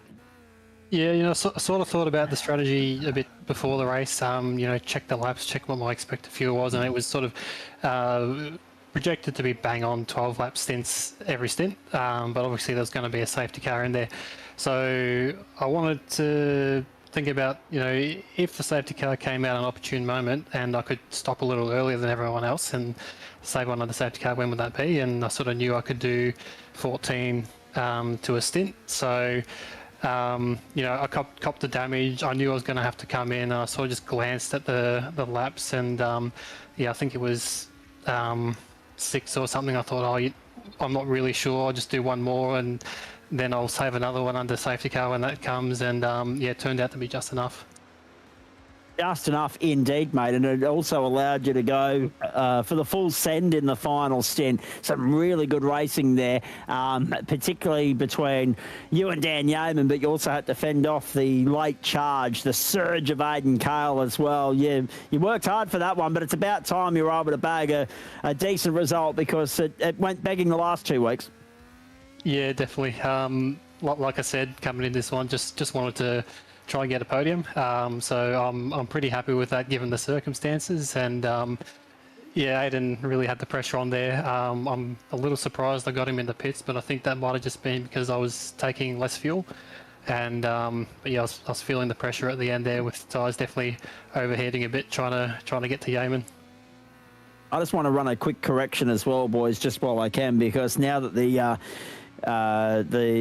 timing, the live score update screen, the match centre of the AFL has finally woken up on my computer. It's quickly corrected itself. It gave me a score that was saying there was still a couple of minutes to go in the second quarter. There's not. They are 23 minutes into the third quarter, and West Coast have been left behind. So Fremantle have done what they did to Sydney and so many others. It's now 10-12-72 playing 5-3 33. Apologies for that. I was reading off the screen at the time, but because it took a while to wake up and refresh, it actually refreshed twice. Yes, we've given you a score from about an hour ago, which is very daylight saving-esque for Queensland audiences. You'd be very well versed in getting score updates that actually aren't up to date. But yes, that was just a small glitch at my end. Everyone's having a technical glitch tonight, and Fremantle well clear now by 39 points, as they rightly should be in that game. Stephen, it's nice to see you out there, mate, and it's great. I guess there's a few different questions to ask here, because we know that you've finally been able to put a result on the board. You've burnt your first 2 rounds. You've got hopefully 7 good rounds ahead of you here. We've got Long Beach next week, so we're back to what we had at St. Petersburg, that Concrete Canyon element to our racing. But what have you guys got to do? I find it extraordinary that Ethan Morris has come in here, towed everybody up the way that he has. He's found 10 seconds in that final stint to clear the penalty that he had coming his way, which we were only alerted to by Sean Benici late in the piece. We didn't see it pop up on our screen. So all that news has hit our inbox pretty late in the piece. But what does it say about just where he's at compared to everybody else, and what you guys are going to do to try and go with him to reel him in any way, shape or form when he can wind the wick up like that, go the full send and clear a 10-second invoice, and do so quite comfortably? Yeah, I think we're pretty close. I think Aiden probably has the pace to match him. I'm probably a little bit off, but we keep tripping ourselves up, I guess. There's always an incident with us front runners that Ethan's just not involved in. So that's that's slowing us down a fair bit. Myself there, you can see missing a fair bit of my wing there. Yes. If I didn't get involved with that, probably would have been P2 on that safety car restart. Doubt I would have passed him, but would have likely kept within that 10 seconds. I think for a lot of us, it's what could have been if we didn't get involved in the incident. So just trying to keep our noses clean, I think. Indeed. And we've got Ethan and Dan standing by, so we've got our whole podium here, ladies and gentlemen. We won't keep you waiting terribly long, because, as I said at the top of the broadcast tonight, the alarm is set for about 4 a.m. tomorrow morning. It's the one I'm not looking forward to, but for good reason. I'm not a morning person, but the reason for the alarm is good. I'm off to the Sydney Illawarra Kart Club, so if you're in the Eastern Creek area on Sunday and you want to pop your head into the kart track, feel free to do so. We'll be there for round 5 of the Dunlop Kart Stars series for this year, and straight back up on Monday to call all the GSRC action on Monday night as well. So looking forward to that. And Stephen, I know you're juggling the Formula 1 3.5s when commitments allow you to do so. You've obviously got the Indy cars now as well. How are you feeling about Long Beach with, the memories of St. Petersburg not too far in the rearview mirror? Can you rectify the shortfall on the street circuit 2 weeks ago and put a strong result on the board next week? I'm keen for it. I like racing there. It's good fun. It's just going to be one of those tracks that's very tough to pass on. Track position is going to be pretty important. So, thinking about strategy and what can be done there. But it's one of those tracks I expect to trip me up usually, and loop the car and whatnot. But so's Barber, and I've managed to mostly get through that without any incidents of my own doing. So feeling good about it. We'll see how we go. Indeed. At what point, when you had that bit of front wing damage that we saw there, just how much time did that cost you on the run back to pit lane? Because obviously everyone went lap 6, you've gone lap 7. You've explained obviously the mathematics with regards to how you were able to turn it around and still make it a 3-stopper from there. But just how much of an invoice did that extra lap with the front wing damage cost you, do you reckon? Probably somewhere in the realm of half a second to a second on the fuel save, and probably lost a couple of seconds on that lap with damage. But it was nice to see all you guys leaving nothing on the table with regards to burning all your push to pass in that last stint as well. How was the tyre wear tonight, if you don't mind me asking? It was fine. As long as you double stinted your hards, there was nothing to worry about. You could double stint your softs if you wanted to. Just had to, make sure you don't thrash them all the way. But yeah, it got, I guess, in that last stint there, I was absolutely shredding them, just trying to make as many passes on strategy as I could, and they got pretty hot at the end, but tyre wear wasn't too much of an issue. Very nicely done. Anything that you might want to ask Stephen Bull while we've still got him, Joe? You got to run over that black cat, mate. You seem to just have so much, like, it always seems to be little incidents and you get caught up with them early. What do you think the strategy is going to be going forward, just to try and minimise that, just to leave a little bit more room, or I don't know, what's your thoughts going forward? I can show you the schedule coming up. So obviously Long Beach next week, that's going to be spicy in these cars. Like I think that anybody that can get to the end of the race next week at Portland with all four wheels attached to whatever's going to be doing a damn good job, because I love Long Beach. I love racing there in just about any track, but I'll put it in the back of your mind that I think next week's probably going to be one of the toughest circuits that we go to, maybe other than Laguna Seca. Looking at that, I think that's, yeah, so what's the strategy for next week? Because obviously staying out of trouble is going to be number one, right? Yeah, I might have to sacrifice my Saturday and have a coffee before the race and just wake up. There's, sort of coming out of that last corner before my incident, I did sort of catch a glimpse of a way to meant to see not have a front wing, and I probably could have backed off a little and avoided that one if it was a little sharper, but yeah, maybe get some better sleep. I'll vouch for that. I haven't been able to get around a decent sleep to save myself in the recent past, so I'd be happy to meet you halfway on that and grab some decent Zeds before any broadcast or any life commitments as well. Stephen, I'm with you every step of the way. Must be because we have the numbers 4 and 1 on our car, reckons Aidan Kale, with a review to getting hit by the black cat, as Joe put it. Decent sleep. I'm envious. I'm envious of anybody that's getting any of that at the moment, quite frankly. And then right when you want to get decent sleep, you can't. But then right when it doesn't necessarily matter, and you'll lose half a day because you'll sleep like a baby. You'll just nothing will wake you up, and then you'll think, "Oh Christ, where'd the day go? Oh, I must have needed it." Now, Formula Renault, are you going to be back behind the wheel there Monday night? Probably not Monday, but week after. Hoping to make that one. All right, mate. Very nicely done. And can I recommend? You're talking about the coffee. Caramel latte, extra shot, couple of sugars. And full cream, usually the way I go. I know everyone's very selective on their milk, but that's usually what does it for me, mate. Yep, no, guilty pleasure's got to take the full cream. It's hardly any more calories, Right, absolutely. Hey, who would you like to thank before we let you go, mate? I'll echo what Joe said before. Thank Liam there in race control. It's always a tough job, especially when you're on your own. So yeah, shout out to race control.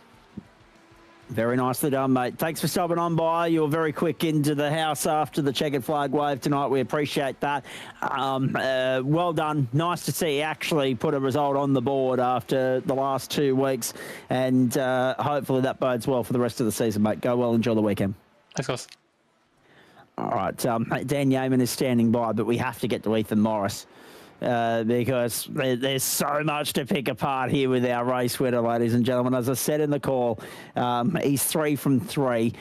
He's cleaned up on a street circuit, on a permanent circuit, and he's cleaned up on an oval as well. There's a little bit more to the story tonight, but inevitably, the fact that he's been given a 10-second invoice and he's gone out and won by 12.82 when the pack did a pretty good job of staying with him, at least in the early stages. He wound the wick up and took the piss. There's no doubt about that. Ethan, good evening to you. 3 from 3, mate, but far from straightforward. Talk us through it from your standpoint, please. Yeah, thanks, man. Talk us through it, because it was obviously the moment we didn't see. There it was. So race control with that penalty notice on screen now. They're saying avoidable contact, 10-second penalty. I looked at it and thought, 10 seconds, I thought that was a bit rough. But it didn't matter because you went out and won by 12. Talk us through the incident from your standpoint and whether or not you thought the penalty was fair game. Yeah, I mean, I haven't taken a thorough look at the replay yet, to be honest, and I didn't feel any contact in the moment. But I mean, first off, like, sorry to Aiden. Obviously, based off the race control outcome, I've clearly made some sort of error that's interfered. I did notice immediately that he's lost the part of his front wing. So yeah, full apologies for that, man. I was really enjoyed that battle in those first few laps with him. But yeah, it's one of those things where I think if he'd been with me the whole time, it would have been a much closer race and would have been, I think, a really fun battle the whole time. But yeah, overall, like, with Barber being such a tricky track to pass at, I knew I had to be decisive, and that was sort of in those first few laps. That's corner where things have gone bad. Was sort of the point where I thought, yep, I've got an edge on him here through that run through 12, 13, and then into 14, the corners beforehand. So I thought, okay, you know, I've done this move in other races before. We'll have a go, throw it up the inside so we can just get in front of him, almost like in a bit of a sort of slide job sense. And I think, obviously, I must have just misjudged where his car is in track in relation to mine, going through the corner. Just, I guess, the slightest bit of contact. I don't know if it would have been a netcode thing or not. Again, I haven't seen the replay, but yeah, it must have been ever so slight, but obviously enough to cause the damage and, of course, trigger the penalty, which I think, I don't think I'll be fighting it. Based on, I've had full faith I don't think you have judgment, but yeah.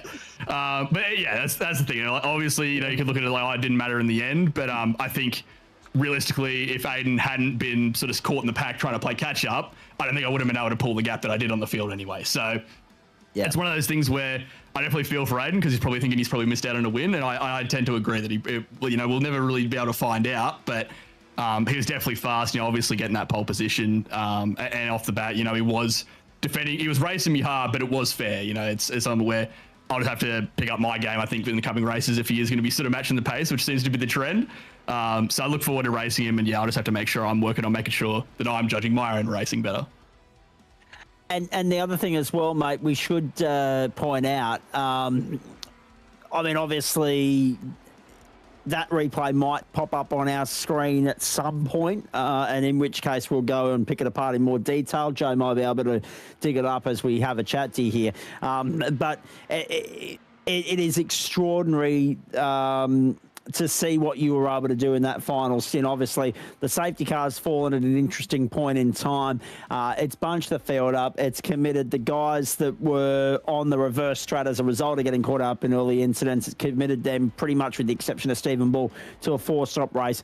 Committed you to a 3. It stretched the third stint just a little bit before the run home, but then we've just watched the clock go up and up and up, and we're looking at Dan Yeaman thinking, well, you might be in the box seat here, and then all of a sudden that chance evaporated. We'll see what he has to say about the pace that he was bringing to the table in just a moment, but just how much more commitment was required. How far did you actually have to wind the wick up in order to be able to stretch it and pull the gap that you did? Yeah, it was pretty full on. I'd saved a lot of my push to pass because with the fuel strategy, you know, if you use too much of it, you wouldn't make the 12 laps that you need to make the 3-stop work. Yep. So in those first couple stints before the yellow, I sort of maybe used a couple seconds. I think I'd only used about 15 by the time we hit that sort of after that safety car. But once that was done, I was like, nah, okay, I've got surplus of fuel. Let's just go for it every lap pretty much on the push to pass on the straights, just trying to get as much as I can out of it. So obviously that gives a little bit of pace, but also, you know, off the restart, being able to cool off the primary tyres, even though we're probably at about, I'd say 65% tyre life left there, which is normally kind of sketchy for me. That was still, you know, it was enough where the track with the cloud cover had cooled off a fair bit since the start of the race. Thing felt like it was glued to the track. Like it felt really, really good. Pace felt really confident. And then, of course, jumping on the alternates for the last stint meant that in those first few laps, it was just full push. Like, you know, taking an extra 10 meters at every braking zone kind of sense, you know, that sort of thing of just, you know, it was a bit of a like, I've got to get 10 seconds. I've got 10 laps, you know, a second a lap. That's the target. I've just got to try and hit that. And I guess fortunately, yeah, there was that train there yes, with Dan doing a great job sort of keeping people behind. So I guess thank you for that. But yeah, certainly it was pretty full on, and it was definitely sketchy at points. There were moments where I was thinking I was trying to throw it away. But overall, yeah, in that regard, I'm happy with that last stint. But, you know, it means there's sort of mixed feelings this race for me. Oh, 100%. I can understand that. We'll hear from you, Eamon, in a moment. But the interesting thing, so I know we're probably going to see that incident again in more detail. You can see we're back to the start now. I think it was the end of lap 5, was it not? That was the critical turning point of the race, because everyone stopped at the end of lap 6 or 7 in Stephen Bull's case, and I had to be very careful there. I had to slip the or in between 6 and 7 because I'm not getting involved in that rubbish trend. The interesting thing here for mine is that should the rest of the pack be nervous, knowing that if you need to wind the wick up, you can, and you can hit your markers and put in a faultless sort of stint when required to meet the invoice and essentially erase it from the record. That's 3 from 3 now, and I would argue one hand potentially already on the championship. Yeah, I mean, it's not to say like every race that we've driven so far, I've sort of left something on the table. I am always pushing in these races, but there are those times where you need that little bit of motivation, I guess, to get that extra few tenths sometimes. Yeah. And that's where I know for me, like I am a chaser. I am faster when I'm chasing someone. It's just a fact. I need some sort of goal to be working towards to be at maximum pace. So yeah, that's where I guess the target will be sort of keeping Aiden behind me or trying to keep up with him depending on how things go. But yeah, I mean, today, of course, yeah, I think with Barber being a track that I know that I'm pretty strong at, I wasn't really happy with how my quali went. You know, obviously P2, you could say, oh, it should be pretty good, but I knew I left a bit on the table in quali again. So there was a little bit of that motivation there, and knowing that I had a bit of pace in the tank today. Coming tracks though, not as certain on them, you know, especially depending on how the track conditions are. There's a lot more variability, especially say at Long Beach, in terms of how it goes. So yeah, it'll be a bit of a player by year and just, you know, through a bit of practice trying to figure out exactly how much I might have left in the tank. But yeah, I think it'd be incorrect to say that I've, you know, been coasting at any point in this series. We just seen it there. Yeah. Hang on. Breaking broadcasting rules. That's all right. Let's go back a little bit because this was one of the turning points of the race, one of the defining moments. Let's have a look. So on the inside there, slipping through. Oh yeah, it's so touch and go because really, to be fair, the move was just about complete. And I mean, if you're talking about on the line is in, 95% of the cars passed. And it's an interesting one. Like there's barely anything in that, but it is a weird one in the sense that, yes, it has done that damage to Aiden Cale's front wing, and take nothing away from him. He drove brilliantly tonight. That was awesome to watch. And at one point down the line throughout the course of this season, I hope we see an absolute all the way lights out the flag ding dong between you pair, and I reckon it'll happen because we know what he's capable of bringing to the table. But yeah, that, I mean, obviously the move was on. You've gone down the inside, and there's you're carrying a lot of momentum with you, trying to wrestle the car through that corner, and naturally, just because of the build of the circuit, the rise and fall, the undulation of it, it naturally takes you out sort of mid-track on the exit there, doesn't it? Yeah, the car feels quite understeery, especially when you're on such a tight line. And of course, the logic, you know, behind me, sort of just trying to get up the inside and in front of him is so I can get to the inside for the next corner. Because with the camera of the track there, you really want that inside line. Outside, it can work, but it's really relying on that guy on the inside, you know, being nice to you. Which, you know, I wasn't expecting Aiden to give me anything at all. You know, I was expecting for it to be a hard pass. But yeah, it's just unfortunate, I guess, yeah, seeing that footage there, you know. Obviously, it's just such a thin margin, but it's obviously just caught that angle. It's just tipped the wing off. So, yeah, it's one of those things where, you know, obviously there's things that I could have done. I think there, you know, perhaps I could have thrown it a bit harder into the corner, you know, going further up the inside, then, you know, would that compromise me? There's any number of scenarios we could run through in terms of how it could have played out differently. But I mean, yeah, to see it decided on such a thin margin when we could have, yeah, had that back and forth potentially all race, you know. Honestly, I'm a little bit more disappointed in that because it means, you know, it's such a thin margin when I've missed out on what potentially could have been a really fun battle for the whole race. But Yeah, I mean, again, as I said, mixed feelings, because obviously I'm proud of myself with how I've done with that penalty. But obviously it's still disappointing to be involved at all in any sort of scenario where I'm ending someone's race in terms of what they might have been hoping to achieve. Yeah, I guess the only saving grace is that, he was right there ready to rock and roll. Come the final stint, but not able to get past either Stephen Bull or Dan Yeaman, fair opposition in their own right. There towards the very end, by which point you were already in a different postcode, already out of Barber Motorsport Park by the time everybody else got to the control line. Extraordinary performance from you. Can you continue the winning ways when we get to Long Beach next week, please? Yeah, I'll certainly hope so. I think with the fact that the calendar was sort of running these races in July, so summertime in the States, I think if it's sunny, it's going to be where the commentary's been, a bit about, it's going to be, can you keep all four wheels on the car? I would tend to agree. Where today at Barber, I think, I was surprised Steven said he was comfortable with the tyre wear, because I was not comfy with the tyre wear at all. So props to him, I guess, for being a bit of a tyre whisperer. But yeah, I would say it's almost going to be tenfold at Long Beach. If it's a hot track, if we're talking sort of St. Pete kind of conditions, it'll be very, very interesting, I think. So we'll just have to see what the forecast looks like, I guess, for that one. I don't think rain's expected, so I'm hoping it'll be sort of, whether it's be overcast like Barber today or sunny like St. Pete. We'll see how it goes. But yeah, overall, looking forward to Long Beach. It's not one of those gold standard tracks, I'd say, for me. It's one where I can be fast, but I wouldn't say it's one of my best ones. Just hold station, please, Joe. Without putting the points up on the screen, we're not ready to do that yet. But you might notice what I'm noticing on your result sheet there, and there's another point of business that I need to cover off with Mr. Morris here, because I've just opened that up, and we knew you were getting a penalty, but here it says that you've got 2.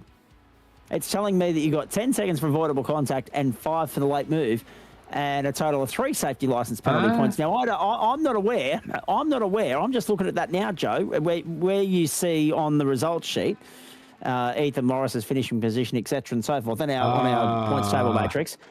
And open that, and you're seeing the same thing I'm seeing, which at the moment is telling me that Dan Yeaman is at the moment sitting as the race winner here. But I'm going to say that all this is provisional, because I dare say you might now need to go and have a chat with race control, Ethan.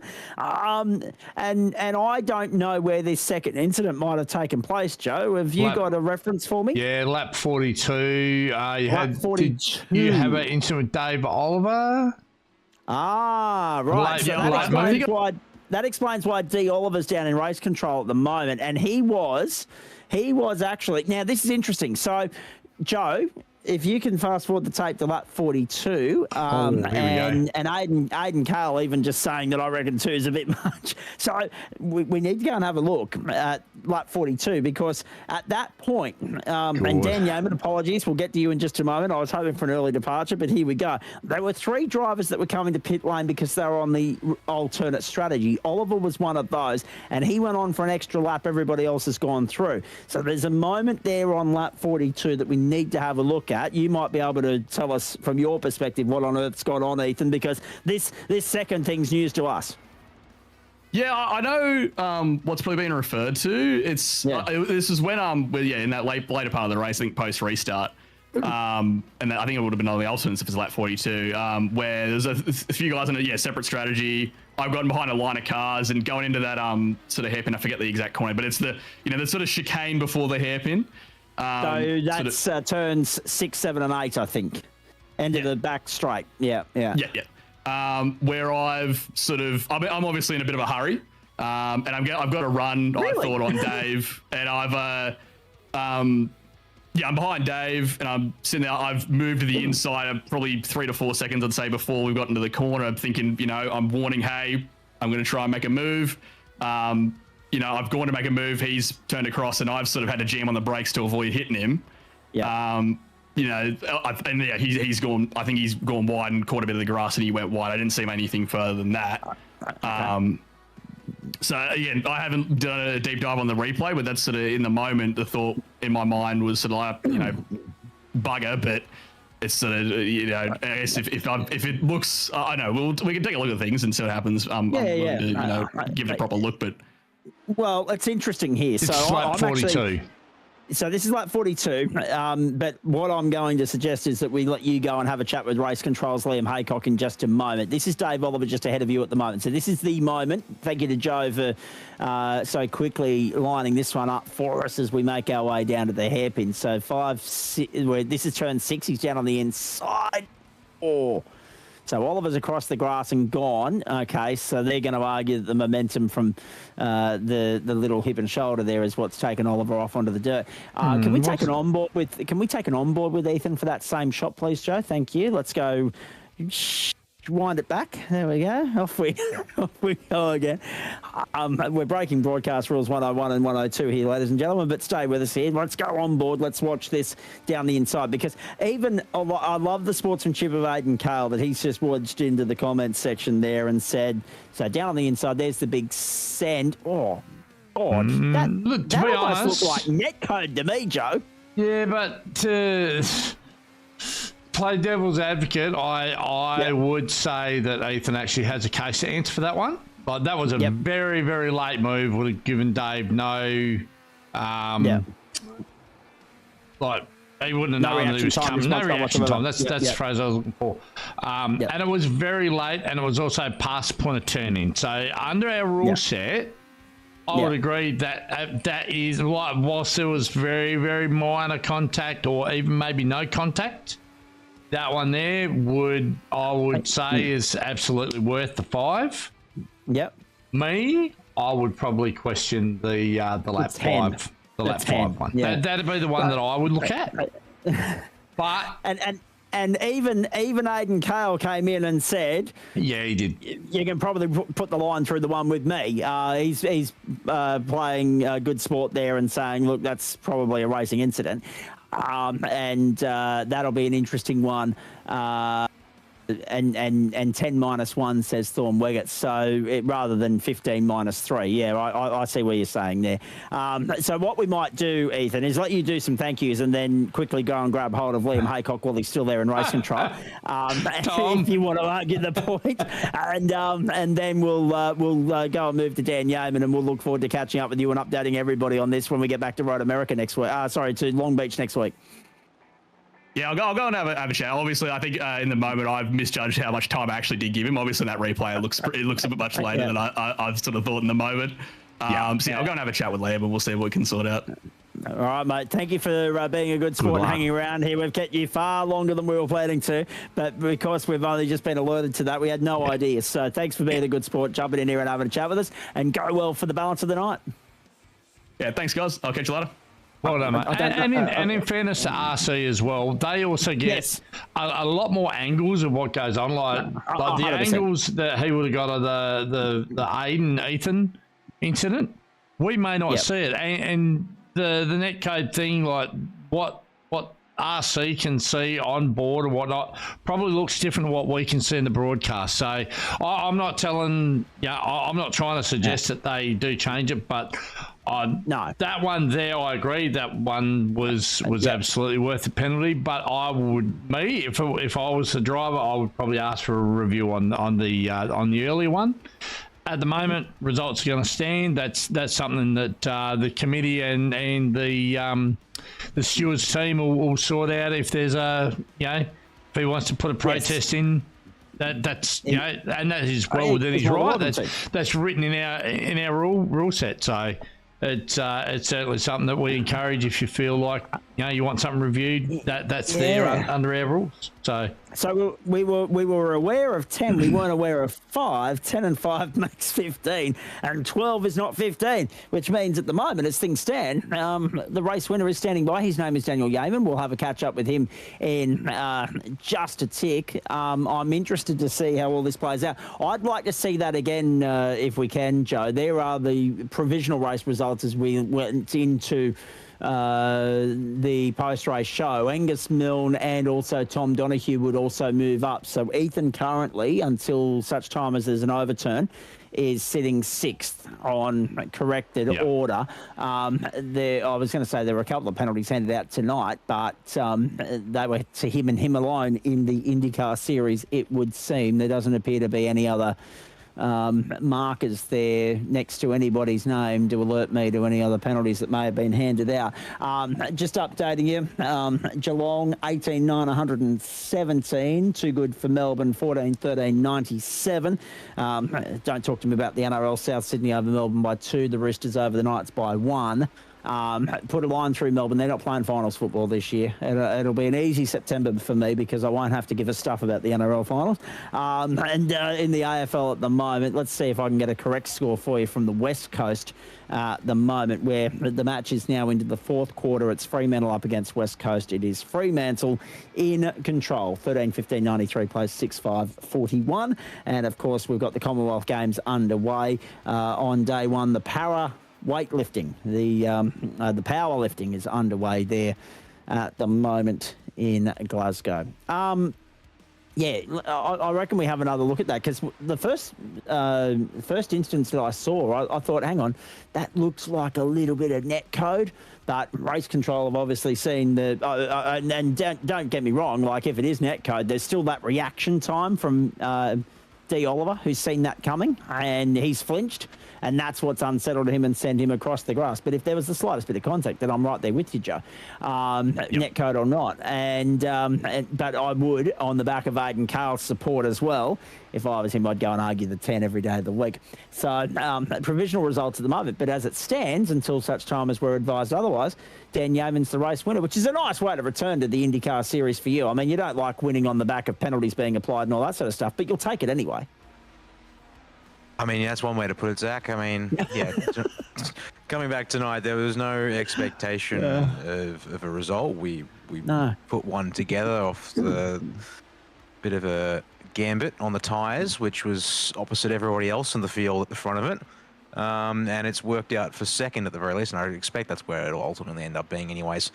I completely agree with the assessments already seen here tonight. So, yeah, it never had the pace for Ethan at any point tonight. So, yeah, that was second was a little bit better than what I was thinking I was going to get once I lined up P5. Absolutely, but okay, so let's talk about a couple of different things here, right? So we've got the fact that you are back in the IndyCar for the first time this term, the fact that there's a couple of new players in the field, namely Ethan Morris. How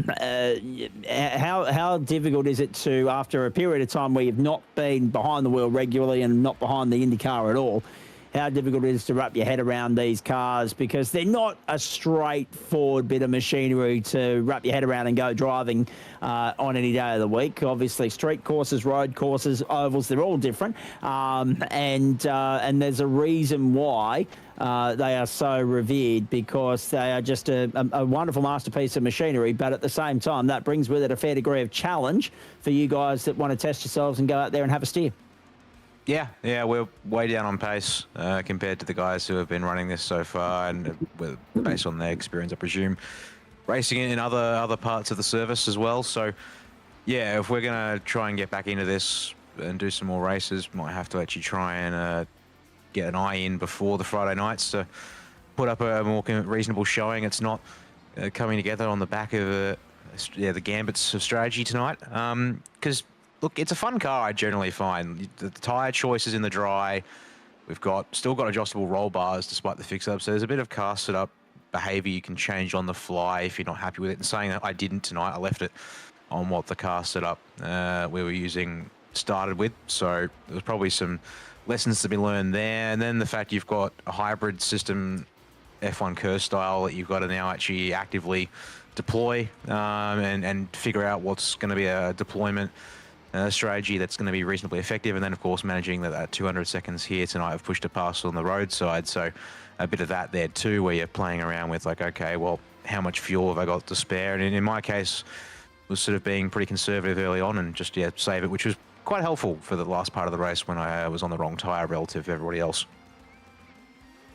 Okay, we're getting some feedback come through here. I'm pretty sure I just saw it correctly that the first 10-second penalty has been amended to 5, which would mean that once that's all taken into consideration, it's 2 5-second penalties and 10 total, which I don't think anyone's going to probably disagree with, I should say, which means that order will be restored.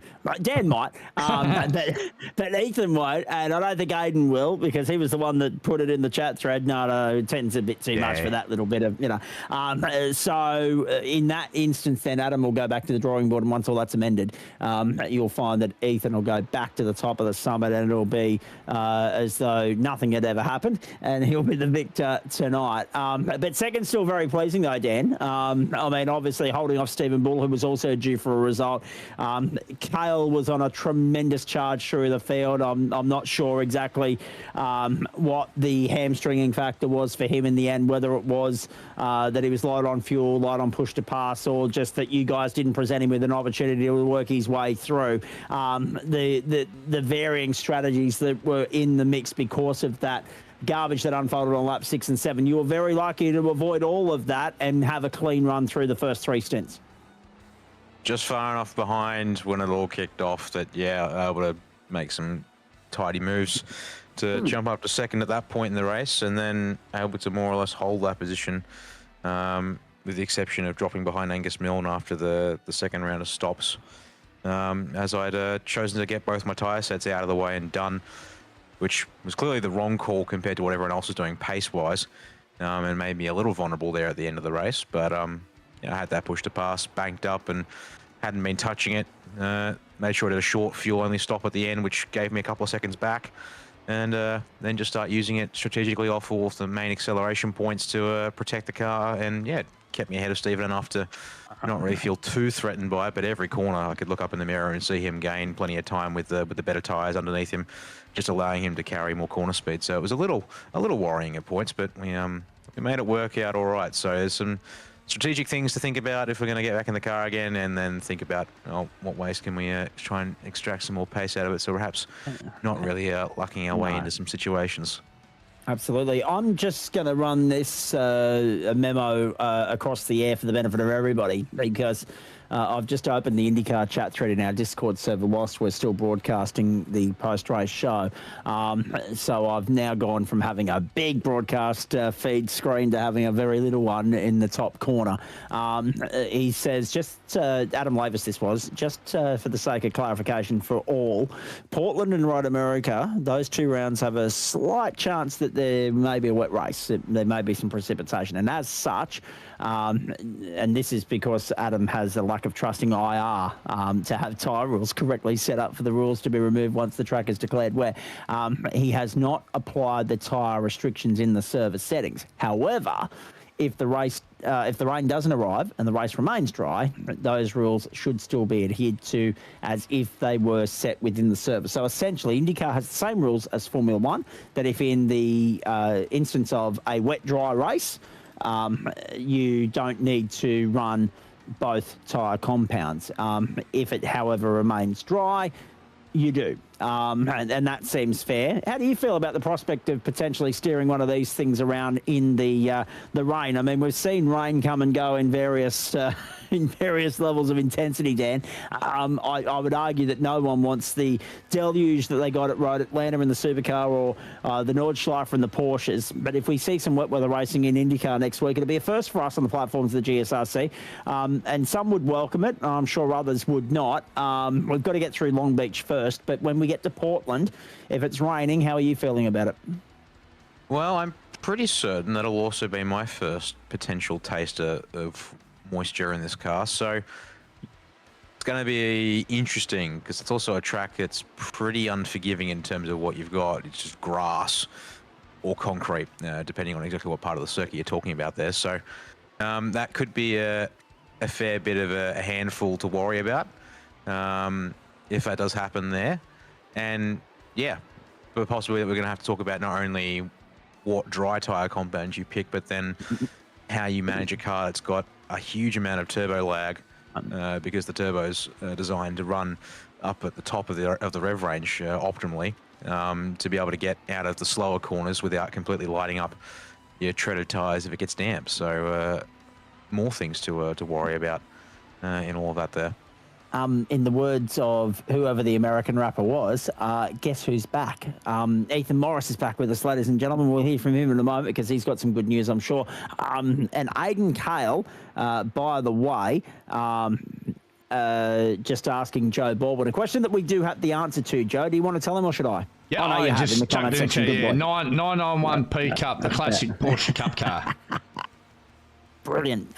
Brilliant. Now, so Liam Haycock confirming I have just adjusted car 112's penalty from lap 5 to 5 seconds rather than 10, having re-looked at the incident. He hasn't been able to make an initial call on one of the other incidents throughout the course of the evening, but he's going to let somebody else take a look at that. So, Ethan, a bit of a scare and a bit of a heart-mouth moment, but you've prevailed as the victor anyway on a night full of drama.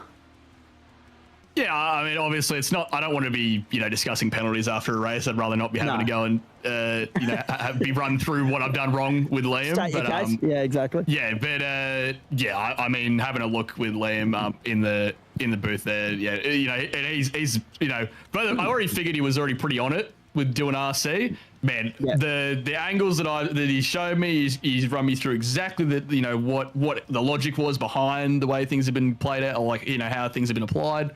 I accept the outcome, of course. Obviously you can phrase it, you get the win again, Ethan. But yeah, I think the way it's been framed, so the 10-second with Aiden's been put down to a 5. The outcome there, is seen as it's sort of a little bit sort of both at fault. It's sort of I could have done things better. Is there any, Aiden maybe could have been in a slightly different line. I had a bit of a chat about some things with the rules, how does certain things get considered, say with like field of view and stuff, because the thing I was considering is technically on the way it's been shown to me, Aiden could have seen me, but maybe I don't know if he's on a single screen or triples or whatever he might be on, he might not have. Little things like that, which just sort of unique to sim racing issues. But yeah, something like that where I'm obviously outcome benefits me, I'm happy with it, I'll accept it. Yeah, absolutely. But I don't want to hold Dan up too long because I'll get to him in just a moment. But in the grand scheme of things, mate,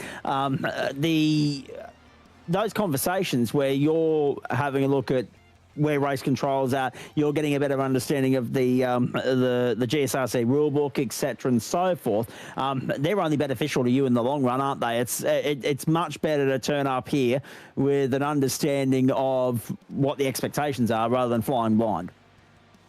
Yeah, 100%. I obviously had a look through the rules to make sure I knew what GSRC considered fair racing and how everything sort of runs. So I had an idea of sort of how things should work, and obviously in some cases here tonight I've misjudged that. But yeah, to see it applied, it does of course improve the understanding. So incoming races, I guess the aim will be, of course, keep the nose clean. And make sure that I'm not getting involved in anything else. Because I'm someone who, I do try to make sure that I race people. I'll race people hard, but I will try and race clean. I'm not trying to build some sort of reputation as someone that's running people wide or whatever. I don't want that at all. So, there'll be effort will be putting in to make sure, you race clean, adhere to the rules. And yeah, the understanding, the way the Liam's run me through things means I'm going in these next races with a lot better information. Absolutely. All right, mate. Thank you for that. Thank you for dropping in and out, getting back to us with regards to an update on all of that. Extraordinary night. But again, 3 from 3 and the man to catch in the GSRC Disruptive Labs Road to Indy series. Appreciate that. Who would you like to thank? I mean, again, thanks to GSRC, overall, so far, of course, RC, as I've just said, has been brilliant. The race events themselves have been really good. I think the way it's planned out and, the way they've been set up, it would be easy to just, just chuck Indy cars in on a fixed setup and not do anything else. But the way the fuel tanks get adjusted, so we have sort of a nice balance of strategy, and how things can play out. I noticed that the fuel tanks got adjusted midweek, so clearly there's some thinking going in and a bit of testing that. So yeah, the effort that's being put in behind the scenes, it doesn't go unnoticed, guys. So anyone involved in sort of running this, 100%, appreciate your effort. Absolutely, very nicely done, mate. As do we. And we love seeing you out there on the circuit, tearing it to shreds, mate. Appreciate that. Go well. We'll see you for Long Beach. Thanks, guys. I'm sorry to hold you up, Dan. I got most of it in if it counts.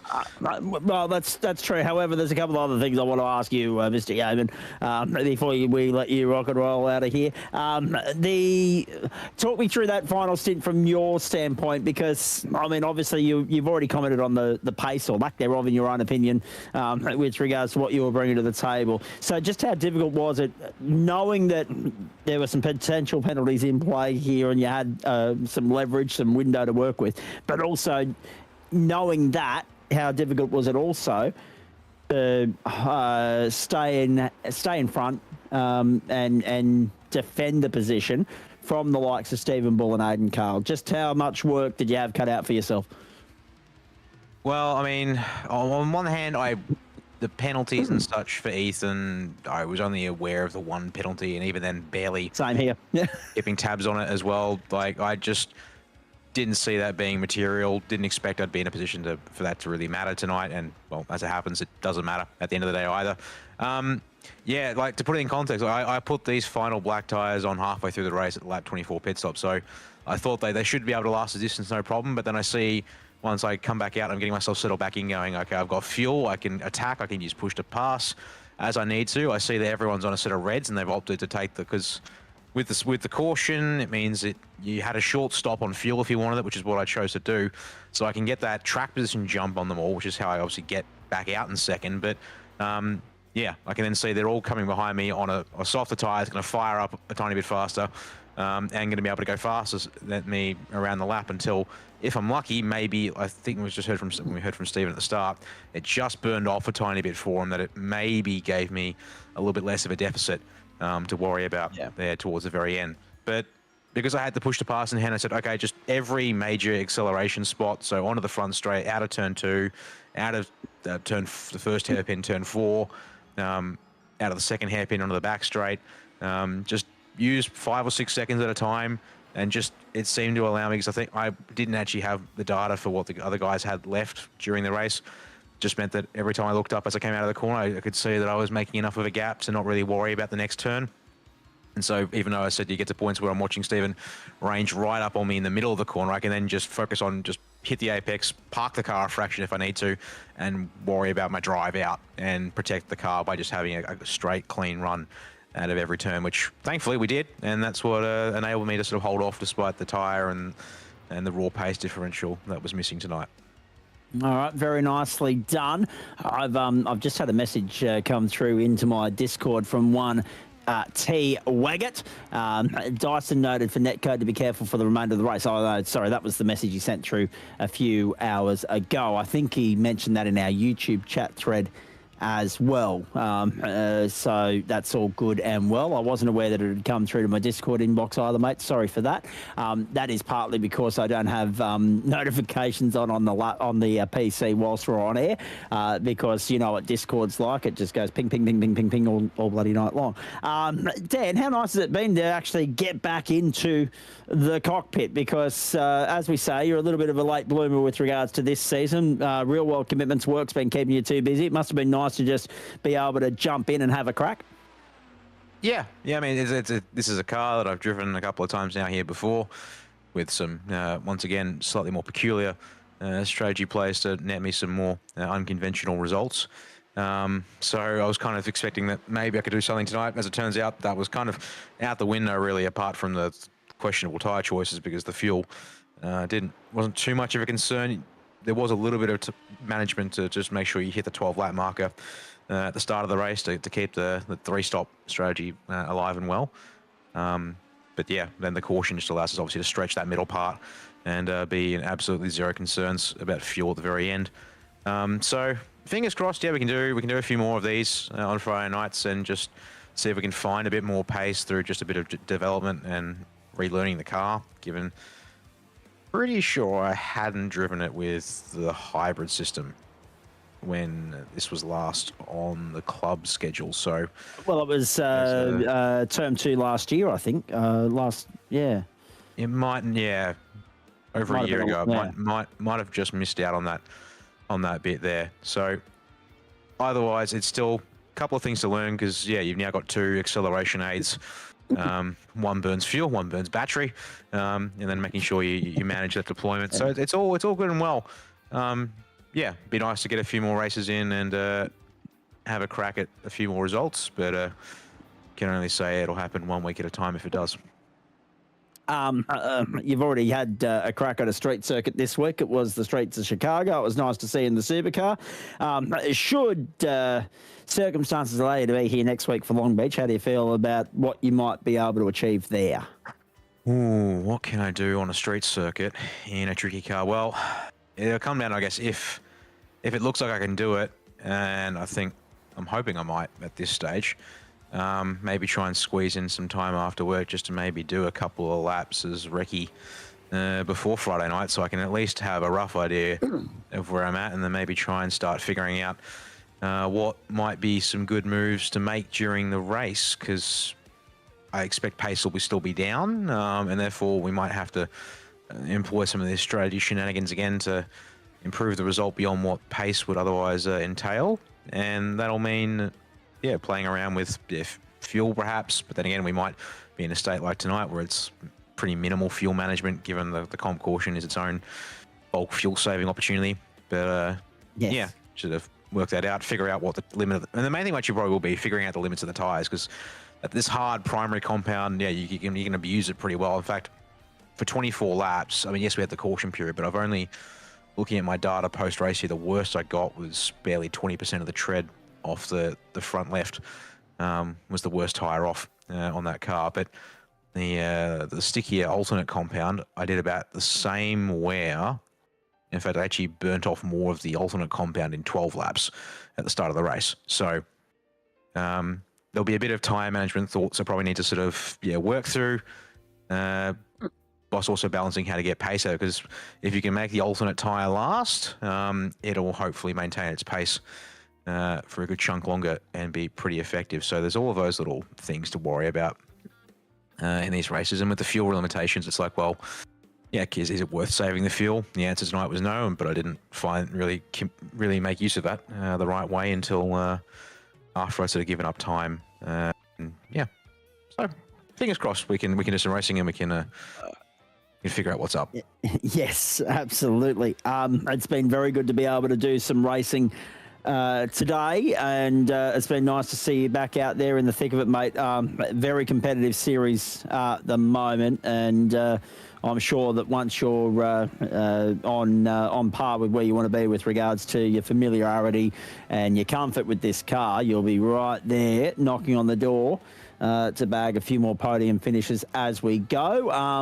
Go well for the weekend. Hopefully an opportunity to jump behind the wheel and drive something throughout. I know work's been very busy for you, though. We appreciate you hanging back tonight, especially given the bizarre circumstances that have played out during this post-race show. Who would you like to thank?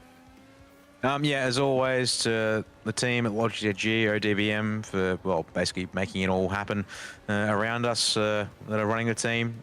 Big shout out to Logitech G, of course, as our title sponsor for 2026, along with iLiveries and Revolution Race Gear as our other primary partners for the squad. The rest of the boys back at camp who are pretty quiet tonight, but, looks like they've stayed away from the broadcast, so we can escape another team drubbing, and I'll have to remind them to make sure they get on it next time again. But otherwise, the rest of the team partners being in Coast Engineering Solutions, Hybrid Racing Simulations, Sam Blacklock Media, and the Fight Colorectal Cancer Campaign stateside. And then, thanks for putting on the series. It's good to get back in the Indycar again. Good to see the show live. Might be curious to see what you thought of the race live whilst you're calling it there as well, Zach. And well done everyone on track. It was good scrapping up front, and appreciate the fight there from Stephen to the very end. And of course, well done to Ethan. Maybe if we're lucky, we can maybe close down that deficit next time. Hopefully so. It's a fair old deficit when he's able to street clear to the tune of 12 seconds, 10 just to clear an invoice, and then 2 for comfort. Hopefully the margins will be a little bit closer than that throughout the balance of the remaining 7 rounds of this season. Thank you, mate. Appreciate that. Go well. Enjoy the weekend. Thanks, Zach, and thank you to you, Joe. Good to have you back in the box, mate. And look forward to watching it all back afterwards. He's essentially picked up where you left off, technically, when you think about it. In a sense, that's true, yeah. Oh dear. Very, very good stuff. Hey, boys, brilliant work as always. The platforms of the Gentlemen Sim Racing Club and Friday Night Motorsport. It did not disappoint. If you are looking for an excuse to stay up and burn the candle, burn the midnight oil, ladies and gentlemen, Commonwealth Games on 7 and 7 plus. The Live Golf from Great Britain, second round there. Lucas Herbert tore it to shreds in the opening round. It's on 7 plus as well. The first practice session for the Hungarian Formula One Grand Prix has concluded. I'll get some results for you before we get off air. And of course, the second one comes up at about 1:30 tomorrow morning, or 1 a.m. tomorrow morning, somewhere around there as well. So let me confirm all of that for you. It of course is the last round before the summer break. And then what else? Oh, that's right. Le Tour de France, if you want a different type of pedal power. We're talking about the bicycle race, that leisurely stroll, that casual bike ride around France. Third last stage of that, it is on SBS as well, of course. 15 years ago, we were celebrating one of our own, Cadel Evans, becoming the first Australian to ever, and remaining the only Australian ever to win Le Tour de France. Now, Hungarian Formula One Grand Prix, practice 2, yes, 1 a.m. tomorrow morning, F1 show to follow. Qualifying tomorrow night at midnight, that's 10 Western, 12 Eastern and 2 New Zealand. And then the race, 11 o'clock Eastern time on Sunday night. Who do you reckon topped FP1, Joe? Would it be Kimi? No. He's down in. He didn't even drive. Frederick Vesti did some laps on his behalf in FP1. So Charles Leclerc, Max Verstappen, Lewis Hamilton, top 3. Leclerc had 0.4 on the field, nearly half a second. Max, Lewis, Isaac Hadjar. So Ferrari, Red Bull, Mercedes, Audi. So Gabriel Bortoletto and Nico Hulkenberg, 6th and 8th, and George Russell, 5th. Vesti down in 7th. And then the 2 Racing Bulls. I'm going to ask, was Russell crying about being 5th?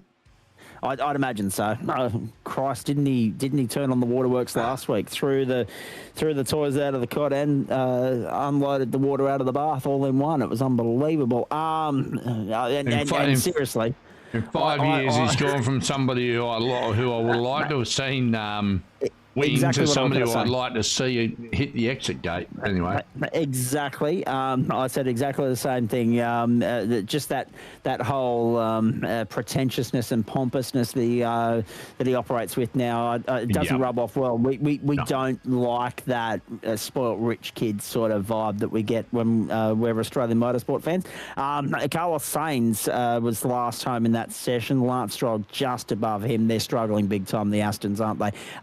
But yes, Arvid Limbard and also Liam Lawson were the last 2 in the top 10 there. AFL earlier, as I said, Geelong too good for Melbourne. Fremantle in the end by 70, 16-16, 112 to 6-6, 42 over West Coast. And the NRL, it was the Roosters 23, Knights 22, the Rabbitohs 28, the Storm 26. Plenty of comments coming in on our YouTube feed tonight, of which we hope you've enjoyed all the action we've brought to you here across Facebook and YouTube. I won't go through the championship points now for the Indycars, because obviously with those penalties being overturned, that'll obviously look a little bit different. We'll recap them on Monday night for you. Do we have GT1 updated championship points? Yes, we do. 307 for Andrew Dyson, Adam Funslow 263, Travis Azzopardi 255, Thomas Sinner 241, and Adam Lavis 216 points, 1 clear of Nathan Michael in 6th place, and he is the best placed Chev runner at the moment. Says a lot about where Aston's at. They are absolutely tearing it to shreds here. Oh, look out. Jay Pianozzola's in the house. I don't know whether we're having a chat on air or off air, but that's up to you. But he's just slid in here. He's just slid in here at 4 minutes to 11, Joe. So just when we thought we're going to give ourselves, If you want to, end up the show, if you want to, put it to an end, that's fine. You do your thing. Well, I was going to say, I'm happy to chat to you, but at the same time, I'm mindful that my alarm is set for 4 a.m. tomorrow morning, not my bedtime. So there is that as well. We're not on an hourly rate, mate. No, we were in here Jordan and I were in here chewing the fat till 2 a.m. Eastern this morning. Mark my words, we were just having a good old chinwag, and then we were thinking, yeah, maybe we should go to bed. Maybe we should go to bed. I fell asleep partway through the opening ceremony for the Commonwealth Games in the end. Very good stuff. Actually, just a quick comment from you before I do look ahead for everybody. What do you make of the night, please? Good fun. I mean, yeah, GT1s. I'm just trying to remember. You finished 10th? It wasn't too bad of a showing. I did get taken out sort of twice in that race. Once on lap 2, once on lap 6. Yep. We saw that. But, yeah, okay. I did try and look back on the stream. I didn't end up catching it, so I have to try and find it. But yeah, no, that was just a bit of a work back to try and get up to roughly where I was. Luckily, it was a long race, and we hadn't done the Formula V's there, obviously, yesterday, so a little bit of an eye in on the track as well. But then, yeah, hopping in the Indycar was good fun as well. The only real driving I've done in it is around Adelaide, just hot lapping it just for fun. So I've got a little bit of an understanding of it, but clearly there's more work to do. But it was good fun out there. It felt like an F1 sort of race at times, and I was like, yeah, I can see why this can be a bit boring in the seat for those guys. Yeah. But nonetheless, it was still fun driving such a fast car when I'm not really in these things. I don't know if you two are across it, but what about the carry-on this week, the pile-on? The politics and the niggle between IndyCar and NASCAR about which provides or produces the more boring racing. Scott Dixon made some sort of quip about NASCAR's at North Wilkesboro, and then everybody's just piled onto that, talking about boring racing and which one is worse. Well, at the moment, I can't sit through too many NASCAR oval races because the quality of the product depends very much on the closeness of the field. So put me down for Atlanta, put me down for Talladega, put me down for Daytona, then come and see me when they're on road courses. The Brickyard this weekend, also put me down for that. I'll be trying to watch that on Monday morning on the run to the airport.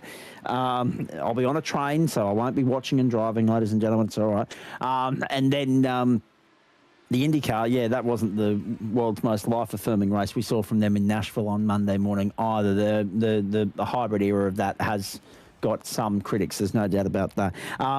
Just quickly as well, 11th in the IndyCar for you, Jordan, so knocking on the door of the top 10, mate.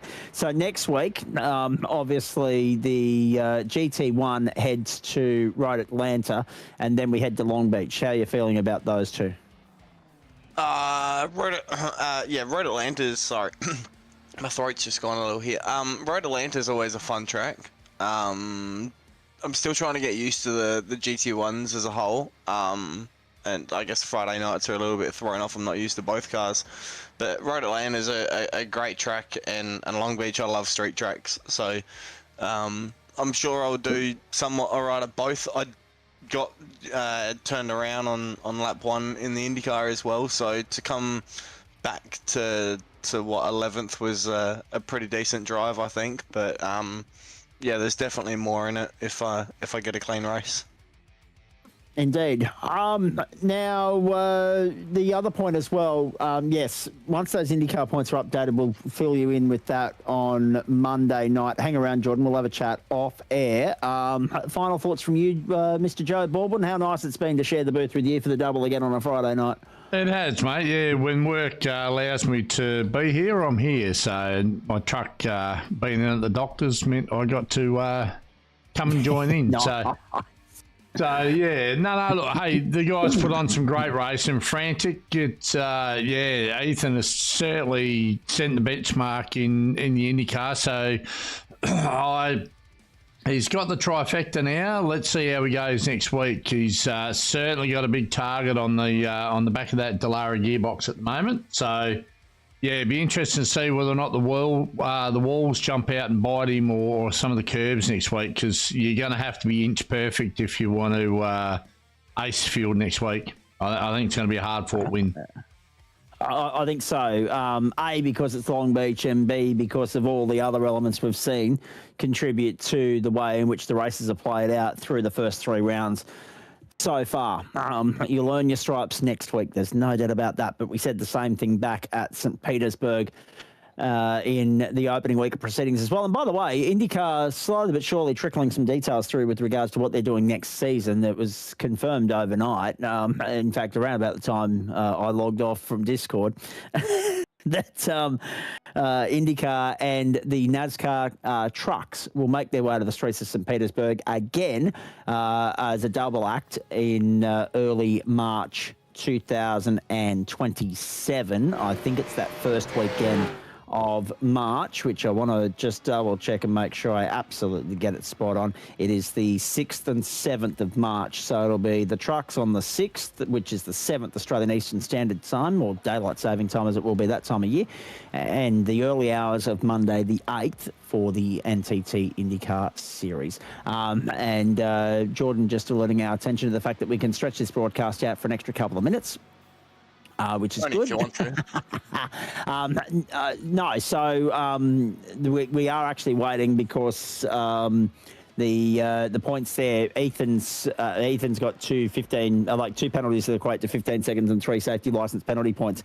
As per the current point standings, but after that was put through, one of the 10-second penalty became a 5, and I think only a 1 safety license penalty. So therefore, it's it's all going to change. He'll go to first for the night, second for Dan Yeoman, third to Stephen Ball, fourth will then go to Aidan Cale, fifth to Angus Milne. So all of that changes, and we'll update the points accordingly. But what you need to know is that Ethan Morris is going to be into the 300s in his points haul to this point, and very hard to catch. There's no doubt about that. Your comments about the racing here were interesting too, Jordan, because I struggled to sit through not so much IndyCar on Tuesday morning. I sat through that fine, but I struggled to stay with the television, not move away from it and just have it on as background noise with Formula One from Spa last week. I thought that was a bit of a tough watch, and it's only getting more and more negative feedback the further we get into the season, their new regulation. It's just, the whole hybrid type of things. I don't mind the whole push-to-pass system. I think IndyCar's kind of got that down to... they've got that pretty spot on, and I think F1 might need to maybe follow something like that. I'm not a big whole fan of the front wing having its whole aero movement and whatnot, but I don't know. Otherwise, you just send it and go like it was in the 90s with the full advanced suspension they had, so.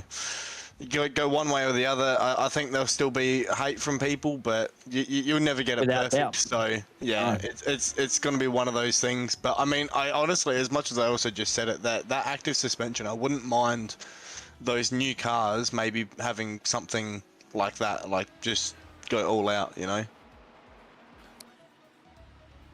it's going to be interesting to see what happens in the months and years ahead. But it's clearly, with regards to Formula One, they've got to do something because there's a lot of people not happy at the moment. Don't forget, I think they have mentioned in 2030 or 31 they want to go back to a different type of engine, like Potentially a V10 or a V12. Yeah. Yeah, and I think that Muhammad guy up front has been a real push for it. So we'll see if that does happen. We will indeed. Speaking of what's happening, we'll have a look at what's coming away on the platforms of the GSRC in just a moment. On the way there, I want to mention a big thank you to all of the people who make it possible for us to do what we do here. Disruptive Labs, Waste Options, Trophy AI, merch.tgsrci.com, and Flash Graphics. Speaking of the merch store, as Joe and a few others have already reminded us tonight, you can get your hands on the bingo shirts now. You can play Zach Bingo again once more on the platforms of the GSRC during the broadcast. And I don't know if that's a good or a bad thing, but yes, look for the bingo shirts. They're available in there somewhere, and I think there's going to be some updates on the way by the sounds of the comments of Josh Zuno tonight. There'll be some different options being drawn up, so no two shirts will have the same bingo card on them, and that'll be an interesting marketing ploy to see how that fares. But yes, you can play Zach Bingo now by grabbing the bingo shirt from the GSRC merch store, but grab all the serious stuff as well, the GSRC merchant paraphernalia, the stubby cooler, the bottle opener, the shirts, the hoodies, the singlets, you name it. Merch.tgsrci.com, gsrcmerch.myshopify.com. Different addresses takes you to the same place, though. That website is live and awaiting your business. Now, big weekend. I'll get to what's coming our way in just a few moments, but F1 Hungary, we've mentioned that already. NASCAR, the Brickyard 400 early hours of Monday morning. I'm interested in Formula E. They're going street racing and night racing on the streets of Tokyo in Japan this weekend. I've already mentioned the AFL, the MRL, the Commonwealth Games, the NRLW, final two stages of the Tour de France, Live Golf, Great Britain. What else can I mention in here? I'm just having a look through the racing on 7 tomorrow before their coverage of the Commonwealth Games. Sail GP is in Portsmouth this weekend as well. They're making some subtle changes mid-season with regards to how they go about their racing, but Sail GP 1 a.m. Sunday and Monday morning, and that'll be live on Fox Sports as well. So yeah, there's a lot coming up this weekend of that, there is no doubt. I do need to end on a bit of a sad, somber note. We got wind through about 2 o'clock this afternoon that one of the greats, and I mean one of the absolute greats of Australian motocross and the two-wheel community in general, Robert Beetle Bailey, a family friend of ours in Cessnock, and someone that I have had the pleasure of knowing for many, many years and watching team up with his daughter Karina at the Postie Bike Grand Prix of all things. That was the last time I caught up with him. Sadly, he was involved in an incident yesterday which has claimed his life. Not too many people have the opportunity to go out of this world by saying they died doing what they loved. He was unfortunately the victim of a crash on his trail bike. He was having a ride down through the off-track trails near the Putty Road, which many of you in the New South Wales Hunter Valley will know that stretch of road. It's kind of like the back windy road to Sydney. He was out there just doing what he loved, having a ride through. Unfortunately, came unstuck. And because of the impact and the aftermath of the incident, unfortunately, he has not come out of it on the other side. He was only 64 years of age. Tributes are pouring in from near and far. Those who knew him will tell you that he was well ahead of his time with regards to what he was able to do on a motorcycle, and probably came into the world 30 years too soon with regards to the sort of pay packet that he could have made out of the game based on his ability alone. He was a cut above and just purely gifted, and a lot of us are still trying to wrap our head around the fact that at 64 he's no longer with us. The Postie Bike Grand Prix won't be the same without him this year, that is for sure. And I just want to, at this particular point in time, I did mention something on one of the comments on social media earlier in the day, because there were a heap of posts being shared. The Australian Postie Bike Grand Prix page has its own tribute as well. So anyone that follows that page will have seen that already. But for anyone that, I haven't had a chance to actually say anything on my personal pages, merely just a comment. But I just want to pass on my love, my condolences, and my sympathies to everybody there that will be doing it very, very tough at the moment, specifically his family, Michelle, Karina, and everybody else in the Bailey clan. And, of course, all of his mates as well. I won't, unfortunately, probably be able to make it down for that send-off, but it will be a hell of a send-off for a hell of a bloke. And it was always up for a chat too, and he always loved having a chat. Unfortunately, I have to dob myself in here. The last time we caught up, as I said, was the Postie Bike Grand Prix a couple of years ago. I went down with a viral infection that morning and tried to push through the day, and I'm vomiting on every patch of grass in the paddock area at the Postie Bike, and I thought I was starting to come good. Karina had gone out and torn it to shreds in the girls' race that day, and I was interviewing Beetle as not as a racer on the day, but how are you feeling as a proud dad moment, and I had to actually stop the interview because I needed to go and find another patch of grass. And at that point in time, because I was with the company that I was keeping, the Bailey clan and another one of our family friends, I knew I was an absolute goner. That was not going to be sliding through to anybody, and I had to tap out there, and then they sent me straight to the hospital. Probably 4 hours later than I should have gone there in the first place. But yeah, that's the last time I caught up with him, and it's a nice memory to have, not in the sense of me being violently ill, but in the sense that it was straight after his daughter had achieved something pretty special, and the smile on his face was, it was unmistakable, and it was one of a father's pride, and there's no doubt about that. They will be feeling it tonight. The fact that he went doing what he loved will be of no comfort to anybody right now. But as I said, only a very small percentage of the population will ever go out in that manner. So we will take some comfort from that somewhere down the line, I am sure. Let's remind everybody, and of course we'll be raising a glass to him when we get to the Postie Bike Grand Prix later in the season, and it just won't be the same not having him there. Varley, Robert, Beetle, Bailey. Let's have a look at what's coming your way on the platforms of the Gentleman Sim Racing Club. MtnMen, we've already spun the wheel. It's the Porsche 991, is it not? I just wanted to make sure I got that right. Porsche 991, there it is. For everybody to see tomorrow night, 32 laps, 8:10 p.m. Eastern Standard Time. Is that a change of time start there for the MtnMen, Joe? Yeah, mate, yeah. Put to pass that 8:08 for Mr. Adam Labus. That's fair. Yeah, I love it. Well done. It's 10 past 8, just so that when Adam's computer carks it at 8:08 on the dot, as it did tonight, he can still get back in and compete. 32 laps, 8:10 p.m. Eastern Standard Time. That's 10 past 10 in New Zealand, 6:10 on the West Coast. Get into that and enjoy it as you can, if you can. And then, of course, we're back into race mode and broadcast mode. We're at the 4th week of our 3rd term of competition next Monday night. We're with you live on Monday night from the Red Bull Ring first up. That is for the latest round of the Formula Renault Series, Formula Renault 3.5. We're going sprint racing on Monday night. 2 sprint races there, 7:30 Eastern Standard Time. And then for the first time this season, it's bronze and gold. Bronze and gold on Monday night. Adam's obviously got to get the new thumbnails to Joe. Yep. And the new thumbnails into the rundown as per usual. But yes, what used to be Pro-Am and Social Club is now bronze and gold.